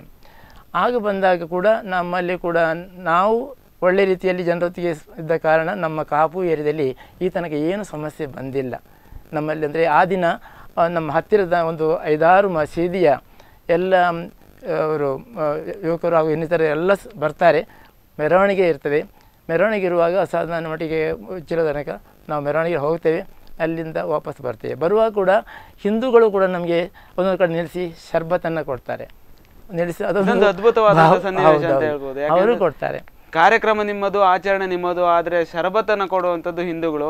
ಇದೆಲ್ಲ ಒಂದ್ ಕಡೆ ನೋಡಿದಾಗ ಇಂಥ ಬಾಂಧವ್ಯ ಕಾಪುವಿನ ಸಮೀಪ ಈ ಒಂದು ಕೈಪುಂಜಾಲದಲ್ಲಿ ಮಾತ್ರ ಇದೆಯೋ ಅಂತ ಅನ್ಸುತ್ತೆ. ಅದೇ ಹೇಳ್ಬೋದು. ನಮಗೆ ಅದು ತುಂಬ ಸಂತೋಷ ವಿಷಯ. ನಮ್ಮ ಏರಿಯಾದಲ್ಲಿ ಆ ಕೋಮು ಭಾವನೆ ಖಂಡಿತ ಇಲ್ಲ ಅಂತ ಎದೆ ತಟ್ಟಿ ಹೇಳ್ಬೋದು. ಅಂದರೆ ನನಗೆ ಅಂಥ ಸನ್ನಿವೇಶ ಕಾಣಲಿಲ್ಲ. ನಾವು ನೋಡಿ ಹಲವು ವರ್ಷ ನೋಡ್ತಾ ಇದ್ದೇವೆ, ಹಲವು ವರ್ಷದಿಂದ ಪ್ರಧಾನ ಕಾರ್ಯದರ್ಶಿಗಳು. ಅದು ನನಗೆ ಅನುಭವ ಉಂಟು ಅಷ್ಟೇ. ಕೈಪುಂಜಾಲಿನ ಬಗ್ಗೆ ಕೂಡ ನನಗೆ ಅನುಭವ ಇದೆ, ಮತ್ತು ಇದರ ಪರಿಸರದ ಬಗ್ಗೆ ನನಗೆ ಆದ ಕಾರಣ ನಾನು ಎದೆ ತಟ್ಟಿ ಹೇಳ್ಬೋದು ಅಂತ ಹೇಳಿದೆ. ಎಲ್ಲ ಆ ಬಗ್ಗೆ ನನ್ನಲ್ಲಿ ಅನುಭವ ಉಂಟು. ಮತ್ತೆ ಈ ಮಿಲಾದ್ ಆಚರಣೆಯ ನಂತರ ಮುಂದಿನ ದಿನಗಳಲ್ಲಿ ಮತ್ತೆ ಯಾವೆಲ್ಲ ಆಚರಣೆಗಳು ಬರ್ತಾ ಇರ್ತವೆ? ರಂಜಾನ್ ಆಗಿರ್ಬೋದು, ಮತ್ತೆ ಹಿಂದೂಗಳ ಒಂದು ಆಚರಣೆಗಳಾಗಿರ್ಬೋದು, ಯಾವ ರೀತಿಯೆಲ್ಲ ಆಚರಣೆಗಳಿವೆ? ಉಳಿದ ಸಂಬಂಧ ಮುಂದೆ ಬರುವಂಥ ರಬಿಯುಲ್ ಅವ್ವಲ್ ಅಂತೇಳಿ ಬರುವಂಥದ್ದು. ಅದು ನಮ್ಮ ಪ್ರವಾದಿ ಇದ್ದಾರೆ, ನಮಗೆ ಅತ್ಯಂತ ನೆಚ್ಚಿನ ಒಂದು ಕಣ್ಮಣಿ ಅಂತ ಹೇಳ್ಬೋದು. ನಮ್ಮ ನೆಚ್ಚಿನ ಪ್ರಧಾನಿ ಮೊಹಮ್ಮದ್ ನಬಿ ಸಲ್ಲಲ್ಲಾಹು ಅಲೈಹಿ ವಸಲ್ಲಂ ಅವರ ಬರ್ತ್ಡೇ ಮಿಲಾದುನ್ ನಬಿ ಅಂತ ಹೇಳಿದ್ರೆ, ಮಿಲಾದುನ್ ನಬಿ ಅಂದ್ರೆ ಅವರ ಒಂದು ಬರ್ತ್ಡೇಯನ್ನು ನಾವು ಆಚರಿಸುವ ಹೆಸರು, ಅಂದ್ರೆ ಪ್ರವಾದಿಯವರ ಹೆಸರು, ಪ್ರವಾದಿ ಅವರ ಹುಟ್ಟಿದ ಜನ್ಮದಿನಾಚರಣೆ ನಾವು ಆಚರಿಸುವಂಥದ್ದು. ಅದನ್ನು ನಾವು ಎಷ್ಟು ಒಳ್ಳೆಯ ರೀತಿಯಲ್ಲಿ ಮಾಡಿದ್ರು ಕೂಡ ನಮಗೆ ಅದು ಸಾಲದು. ಏಕೆಂದರೆ ನಮಗೆ ಎಲ್ಲ ದಾರಿಯನ್ನು, ನಮಗೆ ಪರಲೋಕದ ಸಕಲ ದಾರಿಯನ್ನು ತೋರಿಸಿಕೊಟ್ಟವರು ಅವರು. ಅವ್ರನ್ನ ನಾವು ಖಂಡಿತ ಮರೆಯುವಂತಿಲ್ಲ. ಅವರ ಜನ್ಮ ದಿನಾಚರಣೆಯನ್ನು ನಾವು ಒಳ್ಳೆ ರೀತಿಯಲ್ಲಿ ಮಾಡಬೇಕಾಗಿದೆ. ಅದು ನಮ್ಮ ಮುಸ್ಲಿಂ ಸಮುದಾಯದ ಮುಖ್ಯ ಒಂದು ಇದು. ಆ ರೀತಿಯಲ್ಲಿ ನಾವು ಅದನ್ನು ಒಳ್ಳೆ ರೀತಿಯಲ್ಲಿ ಮಾಡ್ತೇವೆ. ಅದಕ್ಕೆ ಎಲ್ಲರೂ ನಮಗೆ ಸಹಕಾರ ಕೊಡ್ತಾರೆ. ಎಲ್ಲ ಮುಸ್ಲಿಂ ಬಾಂಧವರು ಆ ದಿವಸ ಒಟ್ಟಾಗಿ ಬರ್ತಾರೆ, ಮೆರವಣಿಗೆ ಮಾಡ್ತೇವೆ. ಹಿಂದೂಗಳು ಕೂಡ ನಮಗೆ ನಾನು ಹೇಳಿದೆ ಅವರು ಸಹಕಾರ ಕೊಡ್ತಾರೆ. ಆ ಮೂಲಕ ನಾವು ಒಳ್ಳೆ ರೀತಿಯಲ್ಲಿ ವ್ಯವಸ್ಥೆ ಮಾಡ್ತಾ ಬಂದಿದ್ದೇವೆ. ಈ ವರ್ಷ ಕೂಡ ಅದೇ ರೀತಿ ಮಾಡಲಿಕ್ಕೆ ಜನರು ನಮಗೆ ಸಹಕಾರ ಕೊಡ್ತಾರೆ ಎಂಬ ಭಾವನೆ ನಮ್ಮಲ್ಲಿದೆ. ಯಾಕಂದರೆ ಪೊಲೀಸ್ ಡಿಪಾರ್ಟ್ಮೆಂಟ್ ಅವರು ಬಿಡುವುದಿಲ್ಲ, ಅವರು ತುಂಬ ಸಹಕಾರ ನೀಡ್ತಾರೆ. ಮತ್ತೆ ಇನ್ನು ನೀವು ಹೇಳಿದ್ರಿ ಮಿಲಾದ್ ನಬಿ ಅಂದ್ರೆ ಮಿಲಾದ್ ಹಬ್ಬ ಅಂತ ಮಿಲಾದ್ ಅಂದ್ರೆ ಹಬ್ಬ ಅಂತ ಹೇಳಿ ಅದು, ಮತ್ತೆ ಆಮೇಲೆ ಸಫರಿ ಜಾರತ್ ಆಗಿರ್ಬೋದು, ಮುಂತಾದ ಆಚರಣೆಗಳಿಂದ ನೀವು ನಿಮ್ಮ ಬಾಂಧವರ ಜೊತೆ ಆಚರಿಸ್ತೀವಿ. ಅಂದ್ರೆ ಹಿಂದೂಗಳು ಕೂಡ ಬರ್ತಾರೆ. ಮತ್ತೆ ಹಿಂದೂಗಳ ಆಚರಣೆಗಳಾಗಿರ್ಬೋದು, ಹಿಂದೂಗಳ ಹಬ್ಬಗಳಾಗಿರ್ಬೋದು, ಅದೆಲ್ಲ ದರ್ಗಾದಲ್ಲಿ ಏನಾದ್ರು ಆಚರಣೆಗಳನ್ನ ಮಾಡ್ತಾರ, ಪೂಜೆ ವಿಧಾನಗಳಾಗಿರ್ಬೋದು, ಅವರು ದರ್ಗಾಕ್ಕೆ ಬಂದು ನಿಮ್ಮ ಜೊತೆ ಆಚರಿಸುವಂತದ್ದು ಇಲ್ಲ. ಅಲ್ಲಿ ದರ್ಗಾದಲ್ಲಿ ಆ ಕ್ರಮ ಇಲ್ಲ. ನಮ್ಮ ಅದು ನಮ್ದು ಜಿಯಾರ ದಿನ ಮಾತ್ರ ಏನಿದ್ರು ಕೂಡ ಅದೇ ದಿನ ಅಷ್ಟೇ. ಆ ದಿನ ಇದು ಮಾಡೋದಿಲ್ಲ. ನಮ್ಮಲ್ಲಿ ಆ ಬಾಂಧವ್ಯ, ಹಿಂದೂ ಮುಸ್ಲಿಂ ಬಾಂಧವ್ಯ ಇದೆ. ಅದನ್ನು ದೀಪಾವಳಿ ಮಾಡುವಾಗ ಅವರು ನಮಗೆ ತಿಂಡಿಗಳನ್ನು ಕಳಿಸ್ತಾರೆ. ನಮ್ಮ ಹಬ್ಬ ದಿವಸ ನಾವು ಕೊಡ್ತೇವೆ. ನಮ್ಮ ಸುತ್ತಲೂ ಹಿಂದೂಗಳ ಮನೆ ಇದ್ದರೆ ಆಗ ನಾವು ತಿಂಡಿಯನ್ನು ಮಾಡಿ ಪ್ಯಾಕೆಟ್ ಮಾಡಿ ಅವರ ಮನೆಗೆಲ್ಲ ಹಂಚುತ್ತೇವೆ. ನಮ್ಮ ಹಬ್ಬಕ್ಕೆ ನಿನ್ನೆ ದೀಪಾವಳಿ ನಮ್ಮ ಮನೆಗೆ ಕೂಡ ಹಲವಾರು ಮಂದಿ ಸ್ವೀಟನ್ನು ಕಳಿಸಿದ್ದಾರೆ. ಇದು ಒಂದು ನಮ್ಮ ಪರಿಸರದಲ್ಲಿ ಕಂಡುಬರುವಂಥ ಒಂದು ಭಾವೈಕ್ಯತೆ. ಇಂಥ ಪರಿಸರ ಇದು ನಮ್ಮ ಮನೆ ಹತ್ರ ಹೇಳುವಂಥದ್ದು. ಇಂಥ ಎಲ್ಲ ಕಡೆ ಸಾಮಾನ್ಯವಾಗಿ ನನಗೆ ತಿಳಿದ ಮಟ್ಟಿಗೆ ಇದೇ ರೀತಿ ಉಂಟು. ಹಿಂದೂಗಳು ಅವರ ಹಬ್ಬಕ್ಕೆ ನಮ್ಮನ್ನು ಕರೀತಾರೆ, ನಾವು ನಮ್ಮ ಹಬ್ಬಕ್ಕೆ ಅವರನ್ನು ಕರೀತೇವೆ. ಆ ರೀತಿ ಒಂದು ಸೌಹಾರ್ದತೆ ಉಂಟದು. ಎಸ್, ಇದು ಇನ್ನೂ ತುಂಬಾ ಮುಂದುವರಿಬೇಕು. ಅದರಲ್ಲೂ ಕೂಡ ಈಗ ನೋಡೋದಾದ್ರೆ ನಿಮ್ಮ ಹಬ್ಬಕ್ಕೆ ಅವರು ಸ್ವೀಟ್ಗಳನ್ನು ಕಳಿಸೋದಾಗಿರ್ಬೋದು, ಅವ್ರ ಹಬ್ಬಕ್ಕೆ ನೀವು ಸ್ವೀಟ್ಗಳನ್ನು ಹಂಚೋದಾಗಿರ್ಬೋದು, ಇಂಥ ಪ್ರಕರಣಗಳು ದೇಶದಲ್ಲಿ ನಡೆದಿರೋದು ತುಂಬಾ ಕಡಿಮೆ ಈಗಾಗಲೇ. ಹೌದು. ಆದ್ರೆ ನಿಮ್ಮ ಇದರಲ್ಲಿ ನಡೀತಾ ಇದೆ. ಮತ್ತೆ ಇಡೀ ದೇಶದಲ್ಲಿ ನಡೆದಾಗ ಎಲ್ಲೋ ಒಂದ್ ಕಡೆ ಹಿಂದೂಗಳು ಮತ್ತು ಮುಸ್ಲಿಂಗಳು ಮುಂಚೆ ಹೇಗಿದ್ರು ಅಂದ್ರೆ ಕೆಲವೊಂದೊಂದು ವರ್ಷಗಳಲ್ಲಿ ಮಾತ್ರ ಮುಂಚೆ ಹೇಗಿದ್ರು, ಮತ್ತೆ ಇತಿಹಾಸ ಬದಲಾಗ್ತಾ ಹೋಯ್ತು. ಯಾವಾಗ ಮಹಮ್ಮದ್ ಗಜ್ನಿ, ಮಹಮ್ಮದ್ ಗೋರಿ ನಮ್ಮ ಭಾರತಕ್ಕೆ ಎಂಟ್ರಿ ಕೊಟ್ಟರು ಅಂತ ಸಂದರ್ಭಗಳಲ್ಲಿ ಮತಾಂತರಗಳು, ಮತಾಂಧತೆಗಳು ಎಲ್ಲವೂ ಕೂಡ ಕಾರಣ ಆಗ್ತಾ ಹೋಯ್ತು. ಅಲ್ಲಾವುದ್ದೀನ್ ಖಿಲ್ಜಿಯ ಒಂದು ಅಧಿಕಾರದಲ್ಲೂ ಕೂಡ, ಔರಂಗಜೇಬ್ನ ಒಂದು ಅಧಿಕಾರದಲ್ಲೂ ಕೂಡ ಮತಾಂತರಗಳೆಲ್ಲ ಆಗ್ತಾ ಹೋಯ್ತು. ನಂತರದ ದಿನಗಳಲ್ಲಿ ಹಿಂದೂ ಮುಸ್ಲಿಂ ಅನ್ನತಕ್ಕಂಥ ಒಂದು ಭಾವೈಕ್ಯತೆ ತುಂಬಾ ಕ್ಷೀಣಿಸ್ತಾ ಹೋಯ್ತು. ನಂತರ ದಿನಗಳಲ್ಲಿ ಕೂಡ ಒಂದು ಹಿಂದೂಗಳು ಕಂಡ್ರೆ ಮುಸ್ಲಿಮಿಗೆ ಆಗೋದಿಲ್ಲ, ಮುಸ್ಲಿಮರು ಕಂಡ್ರೆ ಹಿಂದೂಗೆ ಆಗೋದಿಲ್ಲ ಅಂತ ಸಂದರ್ಭಗಳು ಇತಿಹಾಸದ ಪುಟಗಳಲ್ಲಿ ನಾವು ಕಾಣ್ಬೋದಾಗಿದೆ. ನಂತರ ದಿನಗಳಲ್ಲಿ ಮತ್ತೆ ಒಂದಾದ್ರು, ಮತ್ತೆ ಅವರ ನಡುವೆ ಭಾವೈಕ್ಯತೆಗಳು ಉಂಟಾಯ್ತು. ಅದು ಯಾವಾಗ ಅದನ್ನೆಲ್ಲ ಒಂದುಗೂಡಿಸಿದ್ದು ಸ್ವಾತಂತ್ರ್ಯದ ಸಂದರ್ಭದಲ್ಲಿ. ನಂತರ ಸಮಯದಲ್ಲಿ ಮತ್ತೆ ಅದೇ ಒಂದು ಪ್ರಾಬ್ಲಮ್ಗಳಾಗಿರ್ಬೋದು, ಅದೆಲ್ಲ ಒಂದ್ ಕಡೆ ಯಾರ ಕಾರಣ ಅಂತಕ್ಕಿಂತ ಹೆಚ್ಚಾಗಿ ಒಂದು ಧರ್ಮಾಂಧತೆ ಕೂಡ ಕಾರಣ ಆಯ್ತು ಅಂತ ಅನಿಸ್ತಾ ಹೋಗ್ತದೆ. ಧರ್ಮಾಂಧತೆ ಕಾರಣ ಇಲ್ಲ, ಧರ್ಮಾಂಧತೆ ಇರ್ಬೇಕು, ಆದ್ರೆ ಅತ್ಯುಗ್ರ ಧರ್ಮಾಂಧತೆ ಆಗ್ಬಾರ್ದು ಯಾವುದೇ ಕಾರಣಕ್ಕೂ ಕೂಡ. ಆದ್ರೆ ಈಗ ದೇಶದಲ್ಲಿ ಆಗ್ತಾ ಇರ್ತಕ್ಕಂಥದ್ದು ಅದೇ. ಅದೆಲ್ಲೋ ಕಡಿಮೆ ಆದಾಗ ಮತ್ತೆ ನಿಮ್ಮ ಒಂದು ದರ್ಗದ ರೀತಿಯಲ್ಲಿ ಒಂದು ಬಾಂಧವ್ಯತೆ ಬಂದಾಗ ಇದೊಂದು ಸ್ಪಷ್ಟ ಸಂದೇಶವಾಗಿ ಕಾಣುತ್ತೆ. ಈಗಿನ ದೇಶಕ್ಕೆ ಇದು ಬೇಕು, ಈ ಒಂದು ಬಾಂಧವ್ಯತೆ ದೇಶಕ್ಕೆ ಬೇಕು, ಆಗ ಮಾತ್ರ ಒಂದು ದೇಶ ಅಂತಕ್ಕಂಥದ್ದು ಅಭಿವೃದ್ಧಿ ಆಗೋದಕ್ಕೆ ಸಾಧ್ಯ ಅಂತಕ್ಕಂಥ ಮಾತುಗಳನ್ನು ನೀವು ಆಡ್ಬೋದು. ಮತ್ತು ಈ ಒಂದು ಸಂದೇಶ ಕೂಡ ಅದಕ್ಕೆ ಈ ಒಂದು ಬಾಂಧವ್ಯತೆಗೆ ಮೂಡಿರುವಂಥದ್ದು ನಿಮ್ಮ ದರ್ಗಾದಲ್ಲಿ. ಹೌದು. ನಾವು ಚಿಕ್ಕದಿರುವಾಗ ಸಾಮಾನ್ಯವಾಗಿ ಒಳ್ಳೆ ರೀತಿಯಲ್ಲಿ ಇತ್ತು, ಆಮೇಲೆ ಅದಕ್ಕೆ ಏನು ಪ್ರಾಬ್ಲಮ್ ಬರಲಿಲ್ಲ. ಸಾಮಾನ್ಯ ಇದೊಂದು ನಮ್ಮ ಇದು ಅಯೋಧ್ಯೆ ಪ್ರಕರಣ ಬಂದ ನಂತರ ಮಾತ್ರ ಸ್ವಲ್ಪ ದೇಶದಲ್ಲಿ ಸ್ವಲ್ಪ ಬದಲಾವಣೆ ಕಂಡು ಬಂತಷ್ಟೇ. ಅದು ನೀವು ಹೇಳೋ ಪ್ರಕಾರ ಅದರ ಧರ್ಮ ಅಂಧತೆಯಲ್ಲಿ ಇರ್ಬೋದು. ಆದರೆ ಈಗ ಪುನಃ ಒಂದು ರೀತಿಯಲ್ಲಿ ಒಟ್ಟಾಗಿ ಬಾಳುವಂಥ ಜೀವನ ನಮ್ಮಲ್ಲಿ ಅದು ಬೆಳೆಯಬೇಕು. ಮನಸ್ಸಿನ ಪ್ರತಿಯೊಬ್ಬ ಕೂಡ ಅವನ ಮನಸ್ಸಿನಲ್ಲಿ ಆ ಭಾವನೆ ಬೆಳೆಯಬೇಕು. ನಾವೆಲ್ಲ ಒಟ್ಟಾಗಿರಬೇಕು. ನಮ್ಮ ಈ ರೀತಿಯ ಘರ್ಷಣೆ ಬೇಡ. ಘರ್ಷಣೆಯಿಂದ ಎಂದೂ ಕೂಡ ನಮಗೆ ನೆಮ್ಮದಿ ಸಿಗುವುದಿಲ್ಲ. ಇದುವರೆಗೂ ಕೂಡ ಘರ್ಷಣೆಯಿಂದ ಯಾವುದೂ ಕೂಡ ಅಭಿವೃದ್ಧಿ ಇಲ್ಲ. ಘರ್ಷಣೆಯಿಂದ ಯಾವ ಕೆಲಸವೂ ಆಗುವುದಿಲ್ಲ. ಆದ ಕಾರಣ ಏನಂತ ನಾವು ನೆಮ್ಮದಿ ಇರಬೇಕಾದ್ರೆ ಸ್ವಲ್ಪ ಎಲ್ಲರೂ ಕೂಡ ತಗಬೇಕು. ಇಬ್ಬರು ಜಗಳ ಆಗುವಾಗ ಒಬ್ಬನು ಸ್ವಲ್ಪ ತಾಳ್ಮೆ ಪಡಬೇಕು. ತಪ್ಪ ಅವನಿಗೆ ತೊಂದರೆ ಅವಮಾನವಾದರೂ ಕೂಡ ಅವ ಏನು ಮಾಡಬೇಕು, ಸುಮ್ಮನೆ ಇರಬೇಕು. ಆಗ ತನ್ನಷ್ಟಕ್ಕೆ ಏನಾಗ್ತದೆ, ಜಗಳ ಕಮ್ಮಿ ಆಗ್ತದೆ. ಅಂಥ ಮನೋಭಾವನೆ ಈ ರಾಜಕೀಯದಲ್ಲಿ ಬಂದರೆ, ಎರಡು ಪಾರ್ಟಿ ಇರುವಾಗ ಒಂದು ಪಾರ್ಟಿಯವರು ಇಬ್ಬರು ಕೂಡ ನಾನು ಮೇಲೆ ಅಂತ ಹೇಳಬಾರ್ದು. ಒಂದು ಪಾರ್ಟಿ ಸ್ವಲ್ಪ ಅವಮಾನ ಆದರೂ ಇದು ಮಾಡಬೇಕು. ಆಗ ಎರಡು ಪಾರ್ಟಿಯರು ಕೂಡ ಪುನಃ ಸಾಮ್ಯತೆ ಬರೋ ಚಾನ್ಸಸ್ ಬರ್ತದೆ. ಈಗ ರಾಜಕೀಯದಲ್ಲಿ ಹೋಲಿಸಲಿಕ್ಕೆ ಹೋದ್ರೆ ಈಗ ಧರ್ಮದಲ್ಲೂ ಕೂಡ ಆಗ್ತಾ ಇರ್ತಕ್ಕಂಥದ್ದು ಅದೇ, ನಾನು ಮೇಲೆ ಅಂತಕ್ಕಂಥದ್ದು. ಅದು ಬಿಟ್ಟಾಗ ಎಲ್ಲೋ ಒಂದ್ ಕಡೆ ದೇಶ ಈಗ ರಾಜಕೀಯದವರೇ ಎಲ್ಲೋ ಹುಟ್ಟಾಗ್ತಾ ಇದಾರ ಈ ಧರ್ಮಾಂಧತೆ ಅಂತ ಅನಿಸ್ಬೋದು, ಕೆಲವು ಪ್ರಶ್ನೆಗಳು ಮೂಡ್ಬೋದು. ಆದ್ರೆ ಅದಕ್ಕೆ ಧರ್ಮಾಂಧತೆಗಳಾಗಿರ್ಬೋದು ಅಥವಾ ಧರ್ಮದಲ್ಲಿರ್ತಕ್ಕಂಥವ್ರು ಅದಕ್ಕೆ ಮೋಸಕ್ಕೆ ಸೋಗು ಹಾಕ್ಬಾರ್ದಲ್ಲ. ಅಂದ್ರೆ ಅವರು ಕೂಡ ಉಪ್ಪು ಸೊಪ್ಪುಗಳನ್ನ ಹಾಕ್ಬಾರ್ದಲ್ಲ. ಅವಾಗ ಏನಾಗ್ತದೆ, ಸಾಂಬಾರಾಗಿ ಹೋಗ್ತದೆ. ತುಪ್ಪಗಳನ್ನು ಸುರಿದಾಗ ಎಲ್ಲೋ ಒಂದ್ ಕಡೆ ಈ ಒಂದು ಧರ್ಮಾಂಧತೆ ಜಾಸ್ತಿ ಆಗಿ ಎಲ್ಲೋ ಪ್ರತಿಭಟನೆಗಳು ಆಕ್ರೋಶಗಳಾಗಿ ಭಾರತ್ ಬಂದ್ ಆದ್ರೂ ಕೂಡ ನಷ್ಟ ದೇಶಕ್ಕೆ ಹೊರತು ಬೇರೆ ಮತ್ತಿನ್ ಯಾರಿಗೂ ಅಲ್ಲ, ನಷ್ಟ ನಮಗೆ ಆಗುವಂತದ್ದು. ಹೌದು, ಆ ನಷ್ಟವನ್ನು ಅನುಭವಿಸೋರು, ಆ ನಷ್ಟಕ್ಕೆ ಹೊಣೆಗಾರಿಕೆ ಆಗ್ಬೇಕಾದವರು ನಾವೇ ಆಗಿರ್ತೀವಿ. ಅದು ಉರಿಯ ದೀಪಕ್ಕೆ ತುಪ್ಪ ಸುರಿದಾಕೆ ಆಗ್ತದೆ ಮತ್ತು ಮೇಲೆ ಹೋಗ್ತದೆ. ಅದಕ್ಕೆ ಅವಕಾಶ ಕೊಡಬಾರ್ದು ಅಂತ ಕೊಡಬಾರ್ದು. ರಾಜಕೀಯ ನಾಯಕರೇ ಮೂಲತವಾಗಿ ಅವಕಾಶಗಳನ್ನು ಕೊಡಬಾರ್ದು. ರಾಜಕೀಯ ವ್ಯಕ್ತಿಗಳು ಸರಿಯಾಗಿ ಒಂದು ರೀತಿಯಲ್ಲಿ ಇದ್ದರೆ ಆಗ ಧಾರ್ಮಿಕತೆಯು ಕೂಡ ಅಷ್ಟು ಇದಾಗುವುದಿಲ್ಲ, ಅಲ್ಲಿ ಅದು ಕಂಟ್ರೋಲ್ ಮಾಡಲಿಕ್ಕೆ ಆಗ್ತದೆ. ಇದು ಎರಡೂ ಒಟ್ಟಾದಾಗ ಅಲ್ಲಿ ಕಂಟ್ರೋಲ್ ಮಾಡಲಿಕ್ಕೆ ಭಾಳ ಕಷ್ಟ ಆಗ್ತದೆ. ಅದನ್ನು ರಾಜಕೀಯ ವ್ಯಕ್ತಿಗಳು ಅರಿಯಬೇಕು. ಮತ್ತೆ ರಾಜಕೀಯದವ್ರು ಯಾವುದೋ ಒಂದ್ ಕಡೆ ತುಪ್ಪವನ್ನು ಸುರಿದ್ರು ಒಂದ್ ಕಡೆ ಇವರು ಅದನ್ನೇ ಅವಕಾಶಗಳನ್ನು ನೀಡಿದ್ರು, ರಾಜಕೀಯದವ್ರು ಒಂದ್ ಕಡೆ ಇವರಿಗೆ ಅವಕಾಶಗಳನ್ನು ತಗೊಂಡಾಗ ಅವಕಾಶವಾದಿಗಳಾಗ್ತದೆ. ಅದಕ್ಕೆ ಧಾರ್ಮಿಕ ಮುಖಂಡರು ಅದನ್ನ ಅರ್ಥ ಮಾಡಿಕೊಳ್ಬೇಕಷ್ಟೇ. ಎಸ್, ಈ ಕುರಿತಾಗಿ ನಾನು ಮಾತಾಡ್ತೇನೆ. ಈ ಕೈಪುಂಜಾಲು ದರ್ಗಾ ಆಗಿರ್ಬೋದು, ಮತ್ತೆ ಅಲ್ಲಿನ ಪವಾಡಗಳ ಕುರಿತು ಮಾತನಾಡಿದ್ದೇನೆ. ಮತ್ತೆ ಈ ಒಂದು ಮುಸ್ಲಿಂ ಮತ್ತು ಹಿಂದೂಗಳ ಬಾಂಧವ್ಯದ ಕುರಿತು ಮಾತನಾಡೋದು ಇನ್ನೂ ಬಾಕಿ ಇದೆ. ಅದಕ್ಕೂ ಮುನ್ನ ದರ್ಗಾ ಪವಾಡದಲ್ಲಿ ಒಂದು ಬ್ರೇಕ್.